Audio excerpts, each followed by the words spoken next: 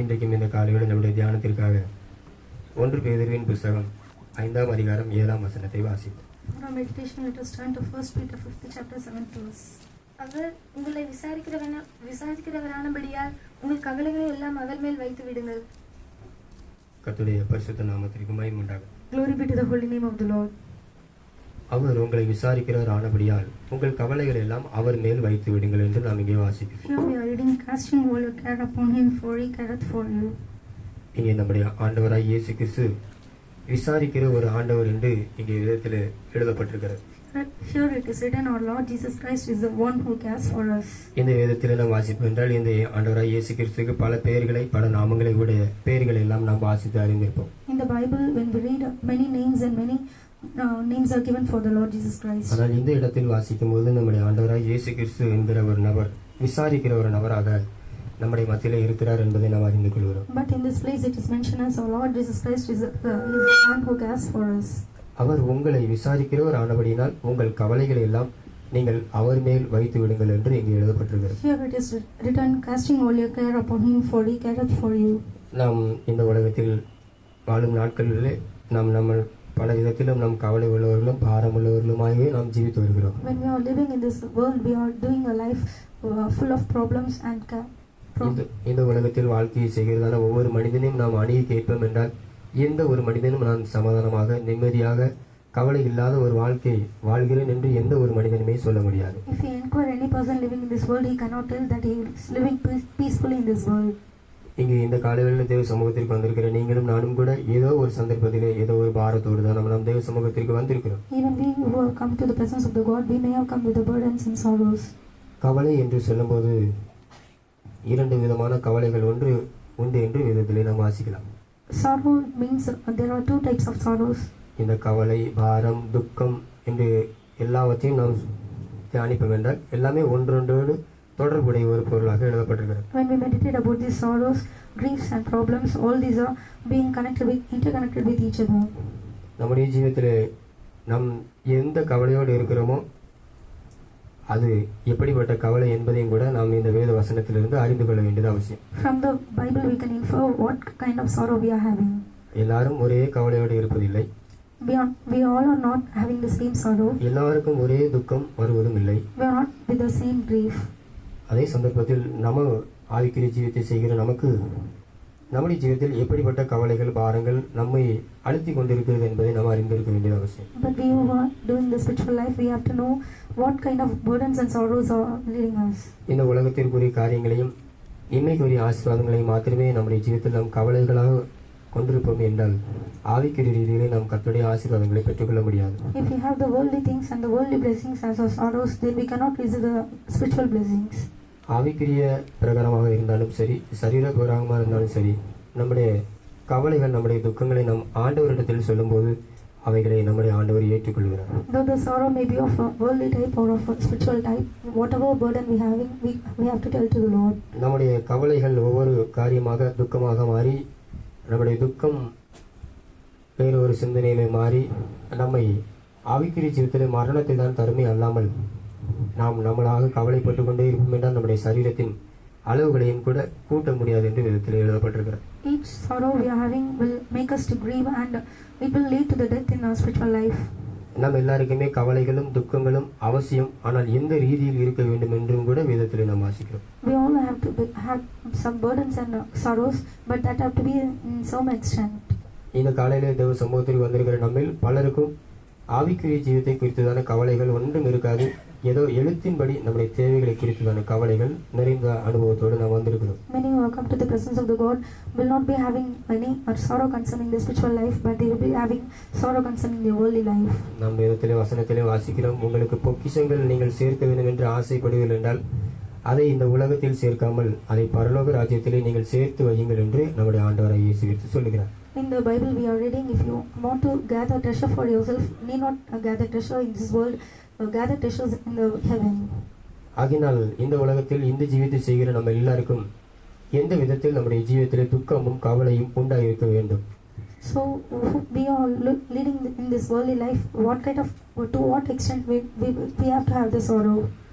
நம்முடைய ஜீவிதத்தில் நாம் ஒருபோதும் இந்த உலக காரியங்களை குறித்தும் அழிந்து போகிற இந்த உலகத்தை குறித்து நாம் கவலைப்படுவர்களாக இருப்போம் என்றால் ஆவிக்குரிய ஜீவிதத்தில் நாம் பொக்கிஷங்களை சேர்த்து வைக்க முடியாது. In our life, if we are worrying about this worldly things and the perishing worldly matter, then we cannot receive blessings in our spiritual life. வாசியுங்கள் 2 கொரிந்தியரின் புத்தகம் 7ஆம் அதிகாரம் 10ஆம் 11ஆம் வசனத்தை வாசியுங்கள். 2 Corinthians 7 chapter 10th and 11th verse.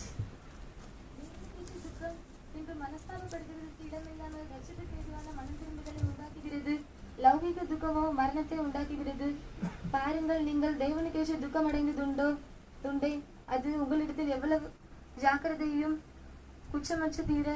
குச்சந்தீர எவ்வளவு நியாயம் சொல்லுதலையும் எவ்வளவு பொறுமையும் எவ்வளவு பயத்தையும் எவ்வளவு ஆவலையும் எவ்வளவு பக்தி வைராக்கியத்தையும் எவ்வளவு கண்டிப்பையும் உண்டாக்குகிறது. இந்த காரியத்திலே நீங்கள் எல்லா விதங்களிலும் உங்களை சுத்தவான்கள் என்று விளங்க பண்ணுவீர்கள். இங்கே 2 விதமான துக்கங்களை குறித்து நம்ம இதில் வாசிக்கிறோம். Here from Bible we can infer that mention two kinds of sorrows. இந்த உலக பிரகாரமான உள்ள துக்கத்தை ஒரே வார்த்தையிலே நாம் வாசிக்கிறோம். லௌகிக துக்கம் நமக்கு மரணத்தை கொண்டு வரும் என்று எழுதப்பட்டிருக்கிறது. About the worldly sorrow it is written, but the sorrow of the world worketh death. ஆனால் அதே சந்தர்ப்பத்தில் நம்முடைய ஆவிக்குரிய ஜீவிதத்தில் தேவனுக்கு ஏற்ற துக்கம் இருக்கும் என்றால் அது எத்தனையோ பலவிதமான ஆசீர்வாதங்களை தருவதாக நாம் கீழே வாசிக்கிறோம். But at the same instance, if we have godly sorrow, then it will bring to us many blessings. இந்த காலவெளியில வந்திருக்கிற நம்ம எத்தனை பேர் இந்த தேவனுக்கு ஏற்ற துக்கத்தோடு இருக்கிறோம், இல்லை என்றால் லௌகிக துக்கத்தோடு இருக்கிறோமா என்பதை நீங்கள் ஆராய்ந்து பாருங்கள். How many of us will come to the presence of the God or with the worldly sorrow or with the godly sorrow? எழுத்தின்படியும் நமக்கு பல சில குறைகள் உண்டு, அதே சந்தர்ப்பத்தில் ஆவிக்குரிய ஜீவிதத்திலும் பல குறைகள் உண்டு. Literally we may be having some lackings, but in spiritual life also we may be lacking in some things. ஆனால் நாம் ஒருபோதும் இந்த ஆவிக்குரிய ஜீவிதத்தில் உண்டாயிருக்கிற குறைகளை நாம் சிந்திப்பதே இல்லை. But we never care about the lackings we have in the spiritual life. எல்லா சந்தர்ப்பத்திலும் நம்முடைய சரீர பிரகாரமான உலக பிரகாரமான தேவைகளை குறித்தே நாம் துக்கமுடையவர்களாய் பாரமுடையவர்களாகவே ஜீவித்து வருகிறோம். In all instances we keep on thinking about our worldly life and we will be having sorrows concerning them. அவைகள் எல்லாம் நமக்கு அவசியம்தான். ஆனாலும் இந்த ஆவிக்குரிய ஜீவிதத்திற்கு அழைக்கப்பட்டிருக்கிற நமக்கு தேவனுக்கு ஏற்ற துக்கம் இருந்தால் நம்முடைய ஆவிக்குரிய ஜீவிதத்தில் ஆசீர்வாதங்களை பெற்றுக்கொள்ளலாம். That is also needed for us, but we are called to do this spiritual life. If we have the godly sorrow, then it will bring many blessings to us. நாம் உலக பிரகாரமாக நாம் நம்முடைய துக்கங்களை நம்முடைய பாரங்களை நாம் வைத்துக் கொண்டிருப்போம் என்றால் முடிவிலே அது நமக்கு மரணத்தை தரக்கூடியதாக இருக்கிறது என்று வேதத்தில் வாசிக்கிறோம். If we have the worldly sorrow, then it will bring death in our spiritual life. அதே சந்தர்ப்பத்தில் நம்முடைய ஆவிக்குரிய ஜீவிதத்தில் உண்டாயிருக்கிற குறைவுகளை நாம் தேவனுக்கு ஏற்ற விதத்தில் நாம் துக்கப்படுவோம் என்றால், நம்முடைய பாரங்களை நம்முடைய கவலைகளை நாம் தேவனுக்கு ஏற்ற விதத்தில் திருப்புவோம் என்றால் அது நம்முடைய ஆவிக்குரிய ஜீவிதத்தில் ஏராளமான நன்மைகளை தரக்கூடியதாக இருக்கும். But for the losses in our spiritual life, if we have godly sorrow, then it will bring many blessings. இங்கே ஒரு சில ஆசீர்வாதங்களை குறித்து நாம் கீழே வாசிக்கிறோம். The below verse we are reading about some blessings. அப்படிப்பட்ட துக்கம் இருக்கிறவர்களுக்கு ஒரு நல்ல பக்தி வைராக்கியம் இருக்கும் என்று வாசிக்கிறோம். Those who are having the godly sorrow, they will be having great jealous. அப்படிப்பட்ட துக்கம் இருக்கிறவர்களுக்கு ஒரு நல்ல மனசாபம் உண்டு என்று எழுதப்பட்டிருக்கிறது. They will be having a great repentance. அப்படிப்பட்ட துக்கம் உடையவர்களுக்கு நல்ல ஒரு பயத்தையும் ஆவலையும் ஆண்டவர் கட்டளையிடுகிறார் என்றெல்லாம் நாம் கீழே வாசிக்கிறோம். They will be having a vehement desire and a zeal. இந்த ஆவிக்குரிய ஜீவிதத்தை செய்கிற நம்ம எல்லாருக்கும் இந்த ஒரே ஒரு துக்கம் தான் நம்முடைய ஜீவிதத்திலே இருக்க வேண்டும். We who are doing the spiritual life must compulsorily have this godly sorrow. உலக பிரகாரமாக நம்முடைய கவலைகளை நம்முடைய பாரங்களை நாம் வைத்து சுமந்து கொண்டே இருப்போம் என்றால் அது ஒரு நாட்களில் நம்மை பரிதபிக்கக்கூடிய நிலவரத்திலே கொண்டு வந்து நிறுத்திவிடும். If we keep carrying about the worldly burdens, then it will take us to the in the last it will take us to a tragedy. உலக ரீதியான உள்ள கவலைகளை நம்முடைய ஜீவிதத்திலே தீர்த்து கொள்ளும்படியாக நாம் இந்த தேவனை ஆராதிப்போம் என்றால் கடைசியிலே நாம் பரிதபிக்கப்பட்ட நிலவரத்திலே காணப்படும். For Lord to take care of our worldly sorrow, if we worship Him, then we'll be in a miserable state. இப்படி ஏதோ ஒரு சில சந்தர்ப்பத்திலே நாம் கவலைகளோடு பாரங்களோடு துக்கங்களோடு இருப்பதாக வேதத்திலே பல வசனங்களை நாம் வாசிக்கிறோம். In Bible we can read many verses saying that we are in some burdens. ஆனால் இன்றைக்கு நம்முடைய கர்த்தருடைய ஆலோசனை நமக்கு எதுவாக இருக்கிறது என்றால், எந்த கவலையாக இருந்தாலும் சரி, நான் விசாரிக்கிற தேவனாய் உங்களுடைய மத்தியில் வந்திருக்கிறேன், அந்த கவலைகளை என்மேல் வைத்து விடுங்கள் என்று இங்கே ஆண்டவர் சொல்கிறார். But today the counsel of God to us is cast all your burden upon me, for I am care for you. நம்முடைய ஆண்டவராய் இயேசு கிறிஸ்துவுக்கு இங்கே விசாரிக்கிற தேவன் என்று இங்கே வேதத்திலே பொருள்பட வேதத்திலே வசனத்தை வாசித்தோம். Here our Lord Jesus Christ is meant to be the one who cares for us. நாம் இன்றைக்கு இந்த ஆவிக்குரிய ஜீவிதத்தை செய்து வருகிற நமக்கு எல்லாருக்குமே பலவிதமான கஷ்டங்கள் பிரச்சனைகள் எல்லாருக்கும் இருக்கும் என்பதை நாம் அறிந்திருக்கிறோம். We who are doing this spiritual life may have many problems and burdens. எல்லா சந்தர்ப்பத்தையும் எல்லா சூழ்நிலையும் எல்லாரிடத்திலும் சொல்லிவிட முடியாது. ஒரு சில காரியங்களை அருகில் இருக்கிற விசுவாசிகளோடு பகிர்ந்து கொள்வோம். ஒரு சில விஷயங்களை நமக்கென்று கொடுக்கப்பட்டிருக்கிற ஊழியர்களிடத்தில் பகிர்ந்து கொள்வோம். ஒரு சில விஷயங்களை நாமாகவே ஒழித்து வைத்துக் கொள்வோம். All the circumstances and all the instances cannot be shared with everyone. Some instances we may share with our neighbor believers, but some instances we will keep hidden within ourselves. இந்த ஏதோ ஒரு காரியத்தை நம்முடைய ஜீவிதத்தில் நாம் ஒழித்து வைக்கிறது நிமித்தமாய் நம்முடைய ஆவிக்குரிய ஜீவிதத்தில் அது பெரிய ஒரு துக்கத்தையும் மரணத்தையும் கொண்டு வரக்கூடியதா இருக்கும். Because of the thing that we hide within ourselves, that it brings a sorrow in our spiritual life. ஒருவேளை நாம் சொல்ல வேண்டும் என்று நினைக்கிற காரியம் ஒரு ரகசியமான காரியமாக இருக்கலாம். அதை எப்படி நாம் இதை மற்றவரிடத்தில் சொல்லுவது என்று நாம் யோசிக்கலாம். ஆனால் இதை எழுத்தின்படி இருக்கிற இந்த மனிதரிடத்தில் சொல்லாமல் ஆண்டவராகிய இயேசு கிறிஸ்துவில் சொல்லுங்கள் என்று இங்கே வசனம் நமக்கு சொல்லித் தருகிறது. Perhaps the thing that we are thinking to tell to others may be a secret thing, so we need not tell to man. We may tell that burden to the Lord. இன்றைக்கு நான் உங்களுடைய இந்த ஊழியத்தை செய்வதால் எனக்கும் ஒரு சில கவலைகள், பாரங்கள், துக்கங்கள் எல்லாம் உண்டு. Even today, if I am serving Lord, means I also may also suffering from some burdens and griefs. எல்லா காரியத்தையும் நாம் எல்லாரிடத்திலும் சொல்லி நான் பகிர்ந்து கொள்வதும் இல்லை. But I will not share everything to all others. ஒரு சில சந்தர்ப்பத்திலே உண்டாயிருக்கிற கவலைகள், பிரச்சனைகள், வருகிற சோதனைகளை நாம் ஆண்டவராகிய இயேசு கிறிஸ்துவிடத்திலே வைத்து அவைகளிலிருந்து இளைப்பாறுதலையும் சந்தோஷத்தையும் சமாதானத்தையும் பெற்று ஜீவித்து வருகிறோம். Only some burdens we are telling to Jesus, and we are expecting rest and peace from the Lord. ஆகையால் நம்முடைய வார்த்தை யார் ஏற்றுக்கொள்வார்கள், என்னுடைய காரியத்தை யார் விசாரிப்பார்கள் என்று ஒரு பாரம் நம்முடைய ஜீவிதத்தில் இல்லாதபடி அந்த பாரத்தை நாம் இயேசு கிறிஸ்துவினிடத்திலே நாம் சொல்லக்கூடியவர்களாக இருக்க வேண்டும். We may think who may care for me and who may take my burden, but we have to tell all our burdens to Jesus. விசாரணை கர்த்தர் என்று நாம் இங்கே வாசிக்கிறோம். Here we are reading that is the Lord who asks. நம்முடைய ஆண்டவர் விசாரிக்கிறவர் என்று இங்கே வேதத்தில் எழுதப்பட்டிருக்கிறது. Here it is written that he cares for us. ஆண்டவர் ஒவ்வொருவரையும் தனித்தனியாய் பேராய் அவர் விசாரித்து வருகிறார். Jesus Christ, he cares for everyone by the name. ஏன் நம்முடைய ஆவிக்குரிய ஜீவிதத்தில் ஆண்டவர் நம்மை விசாரிக்க வேண்டும்? Why in our spiritual life the Lord need to care for us? இந்த உலகத்தில் இருக்கும்போது நம்முடைய தேவைகள் எல்லாவற்றையும் நம்முடைய ஆண்டவர் அறிந்திருக்கிறார்.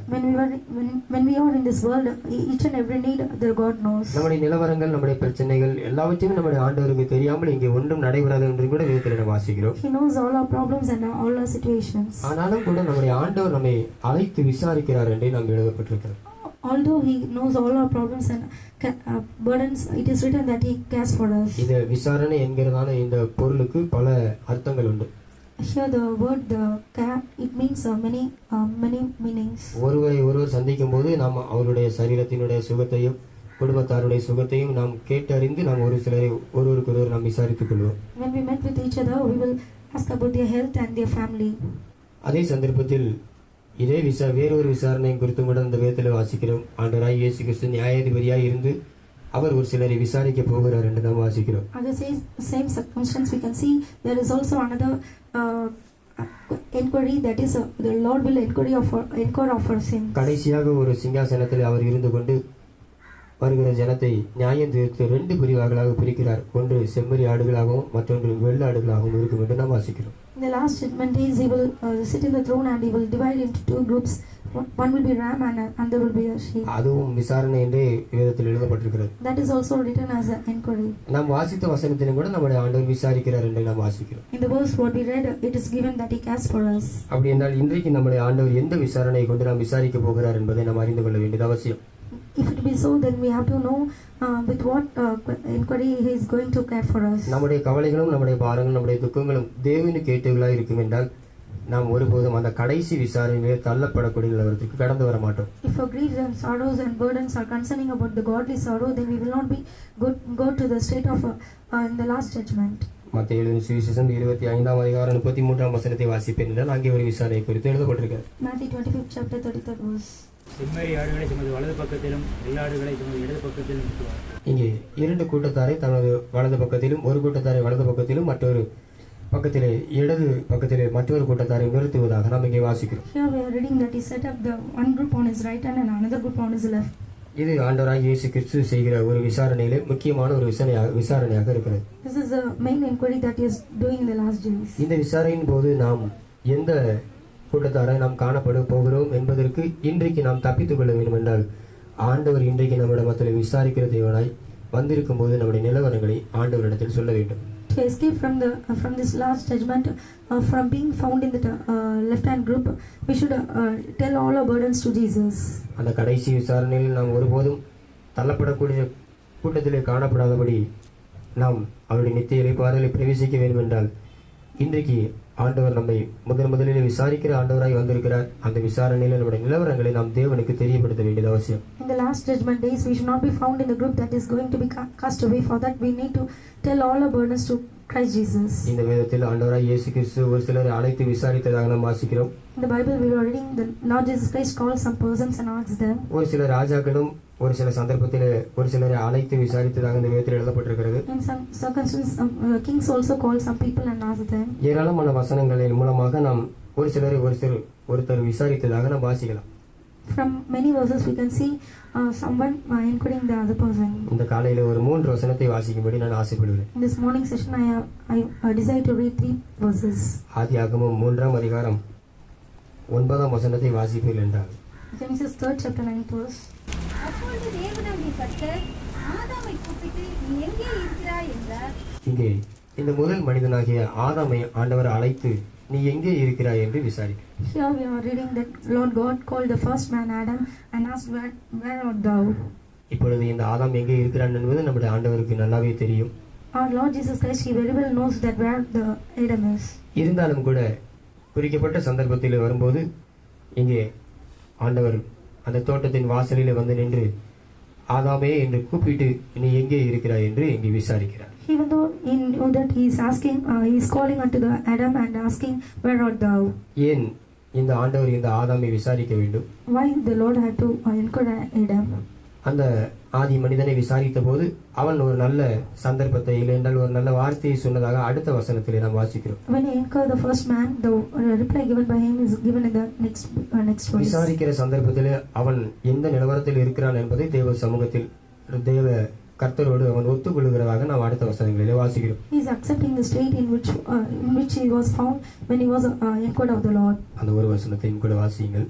அதற்காக நான் தேவரீருடைய சத்தத்தை தோட்டத்திலே கேட்டு நான் நிர்வாணியா இருப்பதினால் பயந்து ஒளிந்து கொண்டேன் என்றான். இந்த குறிக்கப்பட்ட சந்தர்ப்பத்திலே இப்பொழுது இந்த ஆதாம் ஆனவன் இங்கே ஒளிந்து கொண்டிருக்கிறான் என்று அவனே சொல்லுகிறான். In the particular state we find that Adam is hiding himself. ஆண்டவராய் இயேசு கிறிஸ்து விசாரிக்கிற தேவன் என்று சொன்ன ஆண்டவர் வார்த்தையில் மாத்திரம் சொல்லிவிட்டு போய்விடாதபடி அவர் கிரியிலும் செய்ததாக நாம் இதத்திலே வாசிக்கிறோம். Lord Jesus Christ, he doesn't literally wrote that he cares for us, but he is doing in his work. உலகத்தையும் சகல காரியங்களையும் சிருஷ்டித்த ஆண்டவர் கடைசியாக ஒரு மனிதனையும் சிருஷ்டிக்க வேண்டும் என்று சித்தம் கொண்டு அவர் தம்முடைய சாயலாகவே ஒரு மனிதனை சிருஷ்டித்தார். The Lord who created all the earth and all the things, he desired to create man of his own likeness and he created man. சிருஷ்டித்த அந்த மனிதனை கொண்டு சகல ஆளுகைகளையும் சகல மகிமைகளும் அவனுக்கு தந்து அந்த தோட்டத்தையும் ஆளுகை செய்யும்படியாக ஆண்டவர் அங்கே நியமித்தார். Through that man he gave all honor and all glory and he made him to rule the garden. இந்த ஆதியாகமம் 1ஆம் 2ஆம் அதிகாரத்தை படிப்பீர்கள் என்றால் பலவிதமான சிருஷ்டிப்புகளை குறித்தும் நாம் இந்த விதத்திலே வாசிக்கலாம். From the first and second chapter of Genesis we can know all the creations of the God. மற்ற காரியங்கள் எல்லாம் நம்முடைய ஆண்டவர் சிருஷ்டித்து மனிதனை உண்டாக்கினார் என்று இங்கே நாம் வாசிக்கிறோம். Here we are reading that after creating all the things, the Lord created man. இங்கே உண்டாக்கப்பட்ட இந்த மனிதன் தனிமையாக இருப்பது நல்லது என்று அறிந்து அவனுக்கு ஏற்ற ஒரு துணையும் கூட உண்டு பண்ணியதாக நாம் இங்கே வாசிக்கிறோம். Here we are reading the Lord knew the man was it was not fine for the man to be single, so he made a pair for him. இவ்வளவு அருமையாக ஒரு மனிதனை சிருஷ்டித்து ஆண்டவர் ஒரு பெரிய தோட்டத்திலே இந்த மனிதர்களை கொண்டு அங்கே காவல் பண்ணும்படியாக வைத்தார். After creating the man, the Lord made a man to rule over the garden. இது ஒரு பெரிய தோட்டமாக இருந்தபடினால் இந்த தோட்டத்தில் இருக்கிற விருட்சங்கள் ஒவ்வொன்றுக்கும் தண்ணீர் பாய்ச்சும்படி 4 பெரிய ஆறுகள் இந்த தோட்டத்திற்கு இடையே இருந்தது என்று வேதத்தில் எழுதப்பட்டிருக்கிறது. Because the garden was a big one, there flow 4 rivers in the midst of the garden. அங்கே இருந்த விருட்சங்களை எல்லாம் நாம் வேதத்தின் அடிப்படையில் படிப்போம் என்றால் 3 பெரும் பிரிவுகளாக நாம் வாசிக்கலாம். When we read about the trees that are found in the garden, we can divide it into 3 groups. எத்தனையோ மரங்கள் பல விதத்திலும் கனிகள் தரக்கூடிய விருட்சங்களாக இருந்தாலும் அதை வேதத்தின் அடிப்படையில் 3 பிரிவுகளாக நாம் பிரித்து இந்த வேத வசனத்தில் வாசிக்கலாம். Although the trees may be divided on the basis of their fruits, on the basis of the word of God, we may divide these trees into 3 groups.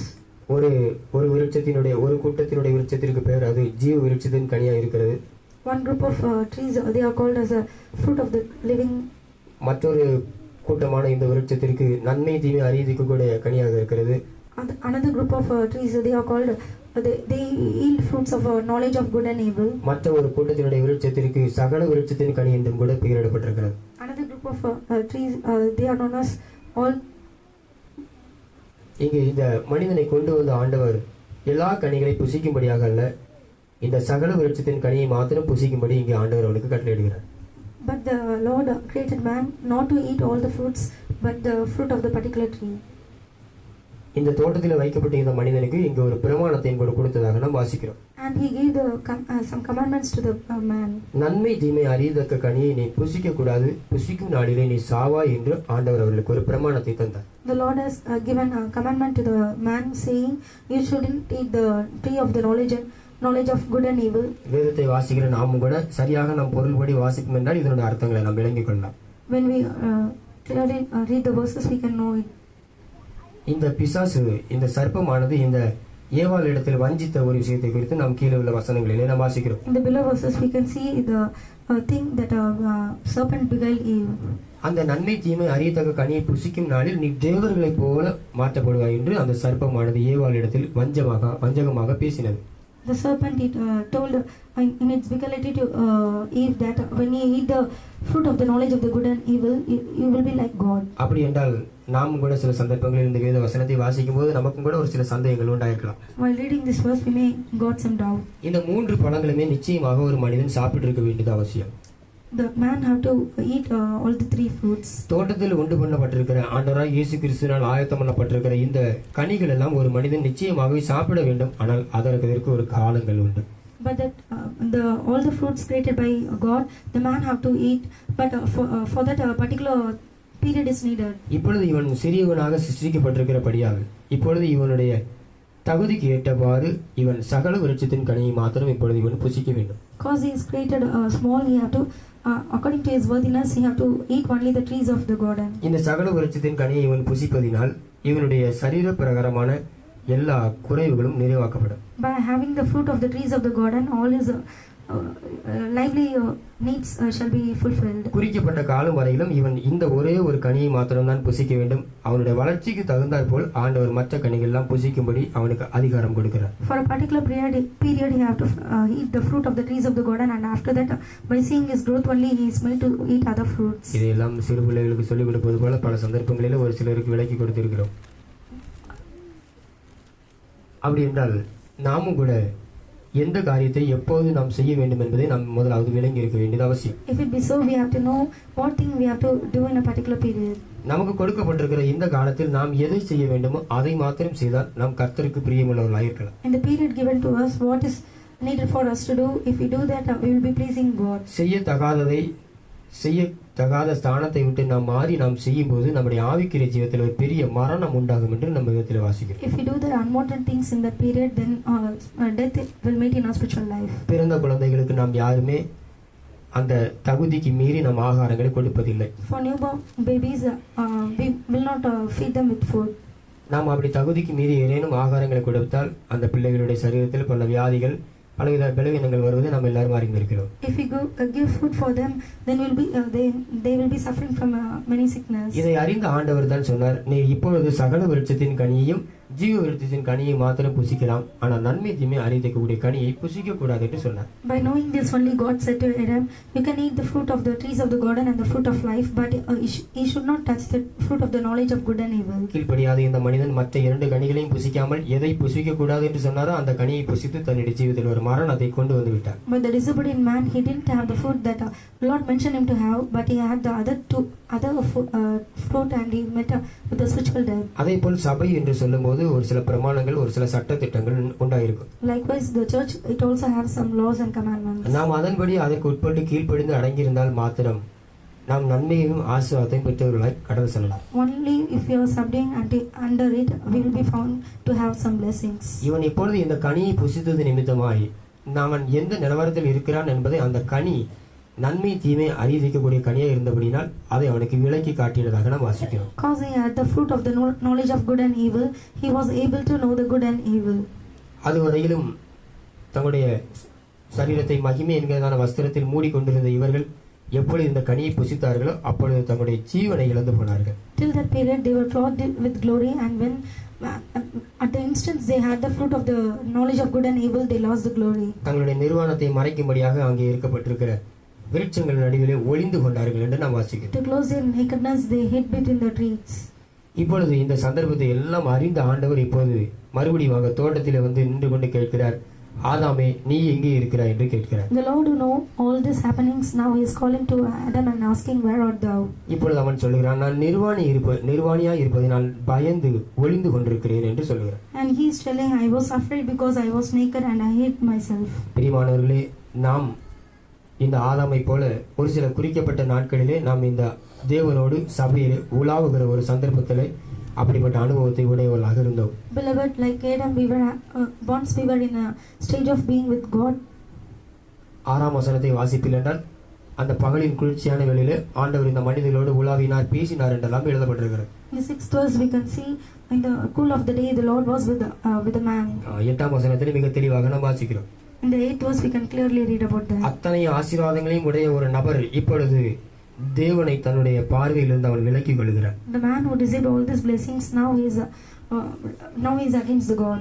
மனிதனும் தேவனும் ஒன்றோடு ஒன்றாக உலாவிக் கொண்டிருந்த இந்த சிலாக்கியத்தை இந்த மனிதன் எப்போது இழந்து போனென்றால், அவன் கட்டளைகளையும் பிரமாணங்களையும் கைக்கொள்ளாத போது இந்த அனுபவத்தை அவன் இழந்து போகிறவனாக காணப்படுகிறான். When the man didn't follow the commandment that was given by the Lord, he lost the fellowship that he was having with the God and walking with the Lord. நாமும் நம்முடைய ஆவிக்குரிய ஜீவிதத்தில் ரட்சிக்கப்பட்ட நாள் முதல்ல நாம் அனுதினமும் கர்த்தருடைய சத்தத்தையும் கர்த்தருடைய வார்த்தையும் தேவனோடு உலாகுகிற அனுபவத்தையும் நாம் கை கொண்டவர்களாக இருந்தோம். We also in the beginning of our spiritual life we have been preserved our life of walking with the God. ஜெபித்தால் நம்முடைய ஆண்டவர் நம்மோடு கூட பேசினார், இடைப்பட்டார் என்று சொல்லுவோம். வேதத்தை வாசித்தால் என்னோடு கூட இடைப்பட்டார் என்று நாம் சொன்னோம். We will say, when I pray the Lord spoke with me, and when I read the words of God the Lord spoke with me. ஆனால் இன்றைக்கு நம்முடைய ஆவிக்குரிய ஜீவிதத்தில் அந்த அனுபவம் இல்லாத சூழ்நிலையில் நாம் இருக்கிறோம். But today we are lacking in that experience. பிரியமானவர்களே, இது வேத வசனத்தில் எழுதப்பட்டிருக்கிறது மாத்திரமல்லாமல் நம்முடைய ஆவிக்குரிய ஜீவிதத்தில் இது உண்மையாகவே இருக்கிறது. Beloved, it's not written in the verse of God, it's true in our spiritual life. பேசுகிற எனக்கும் கேட்கிற உங்களுக்கும் ஆதியிலே ஒரு நல்ல அன்பு தேவனோடு இருக்கிற ஒரு ஐக்கியம் இருந்தது. ஆனால் இன்றைக்கு அந்த ஐக்கியம் இல்லாமல் போய்விட்டது. We were having the first love in the beginning, and now we are not having that fellowship and love. வானாதி வானங்களும் கொல்லக்கூடாத இந்த ஆண்டவர், இவ்வளவு பெரிய தேவன், மனிதனோடு மிக எளிமையான ரூபத்தில் அவனோடு பேசினார், இடைப்பட்டார். The Lord who cannot be contained in the heaven of the heavens, he spoke with the man. இந்த மிகப்பெரிய அனுபவத்தை இந்த மனிதன் விலத்தள்ளினான் என்று நாம் இங்கே வாசிக்கிறோம். But we see the man, he fell from that state. நாமும் கூட அந்த ஆரம்பத்தில் இருந்த அந்த தேவனோடு உள்ள ஐக்கியம் எங்கே விழுந்து போய்விட்டது என்பதை நாம் ஆராய்ந்து அறிந்து கொள்ள வேண்டியது அவசியம். We also should examine our lives, where we have fallen in our spiritual life. இன்றைக்கும் சபையிலே தான் நாம் இருக்கிறோம். ஆனால் ஆதாமை போல தேவ சமூகத்தில் நம்மை ஒளித்துக் கொண்டிருக்கிறோம் என்பதை வேத வசனம் நமக்கு விளக்கி தருகிறது. Today we may be found in the presence of God, but we are hiding in the presence of God. அன்றைக்கும் நாம் விசுவாசிகளாகத்தான் இருந்தோம், இன்றைக்கும் நாம் அதே விசுவாசிகளாகத்தான் இருக்கிறோம். ஆனால் இன்றைக்கு சபையில் இருப்பதனுடைய நிலவரம் நாம் ஒளித்துக் கொண்டிருக்கிறோம். Even that day we were believers only, but now we are hiding from the presence of God. ரட்சிக்கப்பட்ட நாட்களிலே நாம் இந்த ஊழியத்தை நாம் எவ்வாறு செய்தோம் என்று நாம் எல்லாரும் அறிந்திருக்கிறோம். உற்சாகமாக கைகளை தட்டுவோம், பாட்டுகளை பாடுவோம். தேவ சமூகம் என்றால் நமக்கு மிகவும் ஒரு ஆசீர்வாதமான இடமாக இருந்தது. ஆனால் இன்றைக்கு நாம் தேவ சபைக்கு வருகிறோம், ஆனால் நம்மை ஒளித்துக் கொண்டிருக்கிறோம். We all know how we experienced God in the beginning days of our salvation. We cheerfully clapped hands and praised God, but now we are hiding from the presence of God. எழுத்தின்படி அன்றைக்கு தோட்டத்திலே மறைத்திருந்த ஆதாமே ஆண்டவர், ஆதாமே நீ எங்கே இருக்கிறாய் என்று கேட்டாலும், இன்றைக்கு ஒளித்துக் கொண்டிருக்கிற சபையிலே நம்மை ஒளித்து காணப்பட்டிருக்கிற நம்மை ஆண்டவர் இன்றைக்கு விசாரிக்கிறார். The God who asked the first man, Adam, where art thou?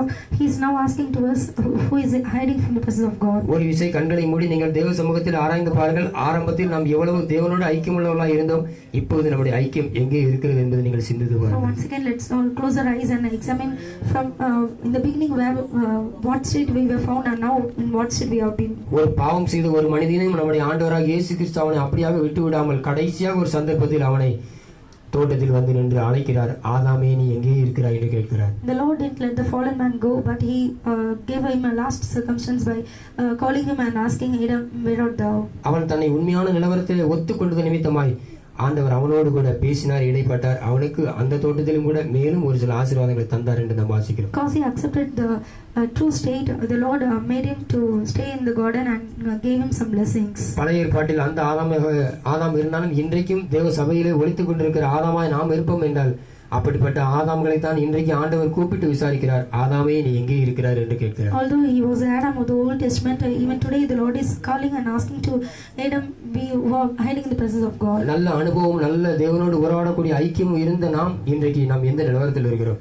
we were found in the good fellowship and unity with the God, and now what state are we be? நம்மையும் தேவனையும் விட்டு பிரித்த அந்த காரியம் எது என்பதை நாம் விளங்கிக் கொள்ள வேண்டியது அவசியம். What was the thing that that make us divide between God and man? இங்கே இந்த ஆதி மனிதனை பிரித்த அந்த ஒரு பிரமாணத்தின்படி அவன் கீழ்ப்படியாமல் போனதினால், அந்த கை கொள்ளாமல் போனதினால் அவனையும் ஆண்டவரையும் அவனை விட்டு பிரித்தது என்று நாம் வாசிக்கிறோம். The first man, when he did not observe the commandment that was given by the Lord, he was being separated from the Lord. அதே வண்ணமாக நாமும் நம்முடைய ஆவிக்குரிய ஜீவிதத்தில் இந்த ஆண்டவராகிய இயேசு கிறிஸ்துவினுடைய ஐக்கியத்தை விட்டு, அன்பை விட்டு பிரித்த அந்த சந்தர்ப்பம் எது என்பதை விளங்கிக் கொள்ள வேண்டியது அவசியம். Likewise, we have to know what was the situation that make us divide from the Lord. நாம் தேவ சபையில் இருக்கிறதுனாலோ நாம் தேவனோடு உறவாடுகிறோம் என்று நாம் யாரும் சொல்லிவிட முடியாது. Because we are found in the church of the God, we cannot tell that we are speaking to God. நான் ஒரு ஊழியக்காரனா இருப்பதினாலோ நீங்கள் ஒரு விசுவாசியாக இருப்பதினாலோ தேவனோடு உறவாடக்கூடிய அனுபவத்தை நாம் இருப்போம் என்று யாரும் சொல்லிவிட முடியாது. Because we are the servants of God and we are the believers, we cannot tell that we are interceding with the Lord. இந்த அனுபவங்கள் எல்லாம் நம்முடைய ஜீவிதத்தில் ஆரம்பத்தில் இருந்ததுதான், ஆனால் இன்றைக்கு நம்முடைய ஜீவிதத்தில் இல்லை என்பதை தேவ சமூகத்தில் நீங்களும் நானும் ஒத்துக்கொள்ள வேண்டும். These experiences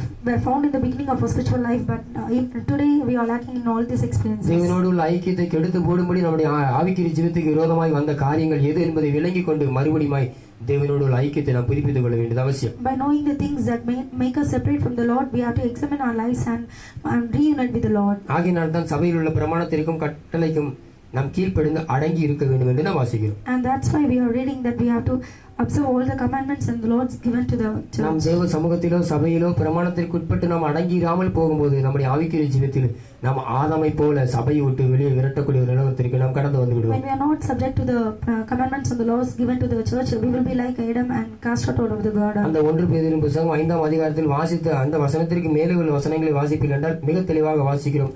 ஏற்ற காலத்தில் உன்னை உயர்த்தும் வரைக்கும் அவருடைய பலத்த கரத்தில் அடங்கி என்று எழுதப்பட்டிருக்கிறது. In the above verses mentioned in 1 Peter 5th chapter, it is written, subject yourself under the mighty arm of the Lord. பிரமாணத்திற்கும் சட்டத்திட்டத்திற்கும் கீழ்ப்படியும் போது ஆண்டவர் நம்ம ஏற்ற காலத்தில் தம்முடைய கரத்தில் நம்மை எடுத்து உபயோகிப்பார். When we give heed to the commandments and the laws of the Lord, then the Lord will make us mighty in particular period. அது வரையிலும் நீங்களும் நானும் அவருடைய பலத்த கரத்திற்குள் அடங்கி இருக்க வேண்டியது அவசியம். Till that we have to be subject under the mighty hand of God. பிரமாணத்திற்கு கீழ்ப்படிய வேண்டியது அவசியம். We have to obey the word of God. கர்த்தருடைய ஐக்கியத்தை நாம் பாதுகாத்துக் கொள்ள வேண்டுமென்றால் நாம் தேவனுடைய பலத்த கரத்திற்குள் அடங்கி இருந்தால் மட்டுமே தேவனோடு உள்ள ஐக்கியத்தை நாம் பாதுகாத்துக் கொள்ள முடியும். To keep the unity with the Lord, we have to subject under the laws of the God. இப்பொழுது இவன் செய்த இந்த தவறான காரியத்தை நிமித்தமாய் இப்பொழுது தேவனுக்கும் இவனுக்கும் இடையில ஒரு பிரிவு உண்டாயிற்று என்று நாம் வாசிக்கிறோம். Because of the wrong thing Adam did, there was a cleave between Adam and God. நம்முடைய ஆவிக்குரிய ஜீவிதத்தில் நமக்கும் தேவனுக்கும் உண்டாயிருக்கிற பிரிவு எதுவாக இருக்கிறது என்பதை நாம் ஆராய்ந்து பார்க்க வேண்டும். We have to examine what was the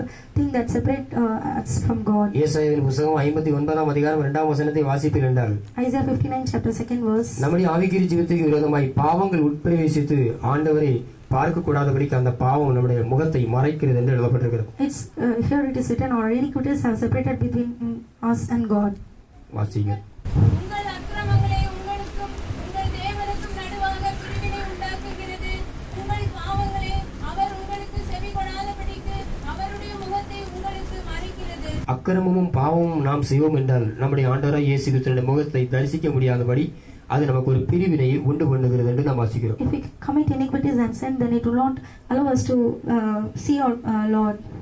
இந்த ஆதாம் தன்னுடைய ஆவிக்குரிய ஜீவிதத்தில் இந்த தோட்டத்திலே குறிக்கப்பட்ட அந்த காலம் வரையிலும் அவன் அடங்கியிராமல் போனது நிமித்தமாய் இப்பொழுது அந்த ஆண்டவருடைய முகத்தை தரிசிக்க முடியாமல் போய்விட்டது. Because Adam till his due time he didn't subject under the Lord, and so he was not able to be in the garden. நாமும் கூட ஆரம்பத்திலே நல்ல ஒரு ஐக்கியத்தோடு நல்ல ஆண்டவராகிய இயேசு கிறிஸ்துவோடு உலாவுகிற அந்த சந்தர்ப்பத்தை விடவில்லை இருந்தோம். ஆனால் இன்றைக்கு பாவமும் அக்கிரமும் நம்முடைய ஜீவிதத்தில் பெருகினபடினால் இன்றைக்கு நம்முடைய முகத்தை அது மறைக்கிறது என்று நாம் வாசிக்கிறோம். We also in our beginning days we were closely walked with God, but today we have because of our iniquities and sins we have been separated from God. இந்த பாவம் நம்முடைய ஜீவிதத்தில் ஆண்டவராகிய இயேசு கிறிஸ்துவினுடைய முகத்தை தரிசிக்க முடியாதபடி தடை செய்கிறது என்பதை அறிந்து அந்த பாவத்திலிருந்து நாம் வெளியே வர வேண்டியது அவசியம். We have to know what sin is making us hit the face of the God and have to separate from the sin. ஒரு மனிதன் தேவனோடு உள்ள ஐக்கியத்தை அவன் தொடர்ந்து வளர்த்துக் கொள்ள வேண்டும் என்றால் அடங்கி இருக்க வேண்டியது முதலாவது அவசியம். For a man to preserve his unity with the God, he have to subject himself. அந்த குறிக்கப்பட்ட காலம் வரைக்கும் அவன் அந்த ஒரு பழத்தை மாத்திரம் சாப்பிட்டிருப்பான் என்றால், அடங்கி இருந்திருப்பான் என்றால், அவன் கர்த்தருக்கு என்ற பிரயோஜனமுள்ள ஒரு மனிதனாக இருந்திருப்பான். For in a due time, if he had only that particular fruit, he will be very useful to the God. அடங்கி இல்லாமல் அவன் வெளியே தன்னை வெளிப்படுத்திக் கொள்ள வேண்டும் என்று ஆசைப்பட்டதனால் இப்பொழுது அவனுடைய ஜீவிதத்தில் ஒரு மரணம் உண்டாயிற்று. Because he desired to expose himself out, not being subjected unto the God, now he is met with a spiritual death. தேவனோடு உள்ள ஐக்கியத்தையும் அவன் இழந்து போனதாக நாம் வாசிக்கிறோம். He lost the fellowship with the Lord. இன்றைக்கு புதிய ஏற்பாட்டு சபையில் இருக்கிற நீங்களும் நானும் தேவனோடு உள்ள ஐக்கியத்தை புதுப்பித்துக் கூடாதபடிக்கு நம்முடைய ஜீவிதத்தில் உண்டாயிருக்கிற பாவத்தையும் அக்கிரமத்தையும் நாம் கழுவி சுத்திகரித்துக் கொள்ள வேண்டியது அவசியம். We in the New Testament period have to cleanse ourselves from the iniquities and sins that make us hate the face of God. கர்த்தருடைய பரிசுத்த நாமத்திற்கு மகிமை உண்டாகட்டும். Glory be to the holy name of the Lord. இன்றைக்கும் இந்த காலைகளில் ஒருவேளை தேவ சமூகத்திலும் தேவனுடைய வீட்டிலும் வந்து ஒலித்துக் கொண்டிருக்கிற ஒரு நபராய் இருப்போம் என்றால், ஆண்டவர் உங்களை பார்த்து அழைக்கிறார், நீ வெளியே வா என்று அழைக்கிறார். Perhaps we may be a person found hiding in the presence of the God, and now God is calling to us and asking, where art thou? நமக்கு கிடைத்த இந்த நாளாக நாம் பிரயோஜனப்படுத்திக் கொள்வோமே என்றால், நம்மை யார் என்று நாம் வெளிப்படுத்தி காண்பிப்போம் என்றால், நம்முடைய ஆண்டவராய் இயேசு கிறிஸ்து நம்மை மன்னிக்க வல்லமையுள்ளவராக இருக்கிறார். If we make use at least this day, then the Lord Jesus Christ is able to forgive our sins. நாம் தேவ சபையிலே ஒளித்துக் கொண்டே கடைசி வரை நாம் இருப்போம் என்றால், நாம் கர்த்தருக்கு பிரயோஜனமான பாத்திரங்களாய் மாறிவிட முடியாது. But if we keep hiding ourselves till our last, then we will not be vessel found worthy, useful to God. இந்த காலையிலும் நம்முடைய ஜீவிதத்தில் உண்டாயிருக்கிற கவலை பாரங்களை நாம் தேவ சமூகத்தில் வைக்கும் போது அது நம்முடைய ஆவிக்குரிய ஜீவிதத்தில் பல ஆசீர்வாதங்களை தருகிறதா இருக்கிறது. When we keep all our burdens and sorrows in the presence of God, then He will be giving many blessings to us. அவன் தன்னுடைய ஜீவிதத்திலே தேவனோடு உள்ள ஐக்கியத்தை பெற்றுக்கொள்ள முடியாத நிமித்தமாக அவனும் கூட ஒரு பாரப்பட்டவனா இப்பொழுது ஒலித்துக் கொண்டிருக்கிறார். So he cannot receive the blessings of the Lord. He is having some burdens. அவன் உண்மையாகவே தேவ சமூகத்தில் அவனை ஒத்துக்கொண்டான் என்று நாம் வாசிக்கிறோம். Here we are reading that he accepted himself in the presence of God. நாமும் கூட தேவ சமூகத்திலே நம்முடைய நிலவரம் எது, நாம் ஏன் ஒலித்துக் கொண்டிருக்கிறோம் என்பதை தேவ சமூகத்திலே ஒத்துக்கொள்வோம் என்றால், நம்முடைய ஆண்டவரை இன்றைக்கு நம்மளை மன்னித்து மறுபடியும் நம்முடைய சபையிலே கொண்டு வருகிறார். We also should confess truly and accept our state why we have been hiding in the presence of God. Then the Lord will bless us. இதை போல வேதத்தில் அநேக சந்தர்ப்பங்களிலே ஆண்டவராகிய இயேசு கிறிஸ்து பலரை கூப்பிட்டு விசாரித்ததாக நாம் வாசிக்கலாம். Like this, many circumstances are written in the Bible.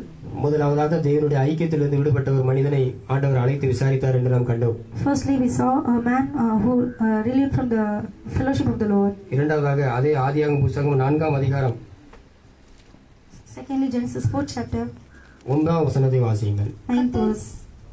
கர்த்தர் காயினை நோக்கி, உன் சகோதரனாகிய ஆபேல் எங்கே என்றார்.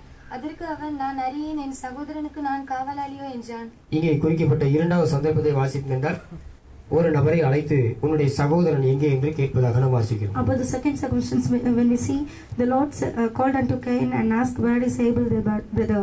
காயினை பார்த்து ஆண்டவர் கேட்கிறார், உன் சகோதரனாகிய ஆபேல் எங்கே என்று கேட்கிறார். Unto Cain the Lord is asking, where is Abel the brother? அங்கே ஆபேலுக்கு என்ன நடந்தது என்று நம்முடைய ஆண்டவராகிய இயேசு கிறிஸ்துவுக்கு நன்றாக தெரியும். Our Lord, He knows what happened to Abel.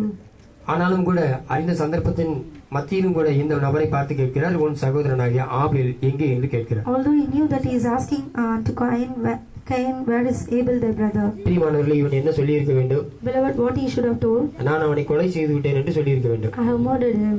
ஆனால் இவன் என்ன சொல்கிறான்? என்னுடைய சகோதரனுக்கு நான் காவலாளி என்று சொல்லுகிறான். But he is asking, am I a brother's keeper? இங்கே சகோதரருக்குள்ள ஒரு ஐக்கியம் இல்லை என்று இங்கே வெளிப்படுத்தப்படுகிறது. Here it is revealed that there is no fellowship between these brothers. 133ஆம் சங்கீதம் 1ஆம் வசனத்திற்கு வருவீர்கள் என்றால், அங்கே சகோதர ஐக்கியத்தில் இருக்கும்போது நமக்கு உண்டாகிற ஆசீர்வாதத்தை குறித்து நாம் இங்கே வாசிக்கிறோம். In Psalm 133, first verse, we can see the blessing that we can receive in the fellowship of the brethren. பலராய் நாம் தேவ சமூகத்திலே தேவனுடைய வீட்டில் கூடி வந்தாலும் பல சந்தர்ப்பங்களில் நாம் சகோதர ஐக்கியத்தை நாம் வளர்த்துக் கொள்ள முடியாது. Many days we may be gathered in the presence of God, but we cannot able to grow in the fellowship of the brethren. இதையெல்லாம் அறிந்த ஆண்டவர் தான் கேட்கிறார், காணிக்கையை அங்கீகரித்துக் கொண்டு அந்த நபருக்கு மேல் பொறாமை இருந்ததினால் இந்த காயின் அவனை கொன்று போட்டான் என்று எழுதப்பட்டிருக்கிறது. Here it is written, cause the Lord accepted the sacrifice of the Abel, Cain killed him. உன் சகோதரனாகிய ஆபேல் எங்கே என்று ஆண்டவர் கேட்கிறார். The Lord is asking to Cain, where is Abel the brother? இன்றைக்கு தேவ சமூகத்திற்கு வந்திருக்கிற நம்ம சகோதர ஐக்கியம் எந்த நிலவரத்தில் இருக்கிறது என்பதை நீங்கள் வேத வசனத்திலிருந்து அறிந்து கொள்ளுங்கள். From this verse we have to infer what kind of fellowship we are having. நம்முடைய சகோதர ஐக்கியம் காயின் ஆபேலை போல இருக்கிறதா, இல்லை என்றால் நம்முடைய சகோதர ஐக்கியம் 133ஆம் சங்கீதத்தில் எழுதப்பட்ட ஐக்கியம் போல இருக்கிறதா? Are we having the fellowship with the brethren in the way that Cain and Abel have, or as written in the Psalm 133 are we having? இந்த காயினை குறித்து நாம் அநேக விஷயங்களை நாம் இந்த வேதத்தில் படிக்கலாம். In the Bible, we can read many things about Cain. இந்த காயினை தொடும் போதெல்லாம் அவனுடைய முகநாடி மாறிவிட்டதாக வேதத்தில் எழுதப்பட்டிருக்கிறது. When Cain was being touched, his face 5ஆம் வசனத்தை வாசிப்பீர்கள். அவனை பார்த்து பேசும்போது அவனுடைய முகநாடி மாறிட்டு என்று நாம் வேதத்தில் அறிந்து கொள்ளலாம். In the 5th verse, it is given that his countenance fell. இன்னைக்கு சத்தியத்தை அறிந்த நாமும் கூட தேவ சமூகத்திலே தேவ சபையில் இருக்கிற விசுவாசிகளாகிய நாமும் கூட இந்த காயினை போலவே ஜீவித்து வருகிறோம். We who know the truth and we who are living in the presence of God, we also like Cain. நம்முடைய சகோதர ஐக்கியத்தில் நாம் நிலைத்து நிற்பது இல்லை. We are not steadfastly living in the fellowship of the brethren. நம்முடைய சகோதர ஐக்கியத்தை நாம் பாதுகாத்துக் கொண்டால் அது இன்பமும் பெரிதான ஆசீர்வாதத்தை தரக்கூடியதாக இருக்கும். If we keep the fellowship with the brethren, then it will be pleasant and it will be bringing us many blessings. நாம் தேவ சமூகத்துக்கு கூடி வரலாம், தேவனை ஆராதிக்கலாம். ஆனால் நம்முடைய சகோதர ஐக்கியத்தில் நாம் இல்லை என்றால் நாம் தேவனை ஆராதிப்பதற்கு எந்த பிரயோஜனமும் இல்லை. We may gather in the presence of the God and worship God, but if you are not having fellowship with the brethren, then there is no meaning. ஒரு மனிதன் ஆண்டவருக்கு பிரியமாய் ஜீவிக்கும் போது அவனுக்கு விரோதமாய் பல சத்துருக்கள் எழும்புவார்கள் என்று வேதத்தில் வாசிக்கிறோம்.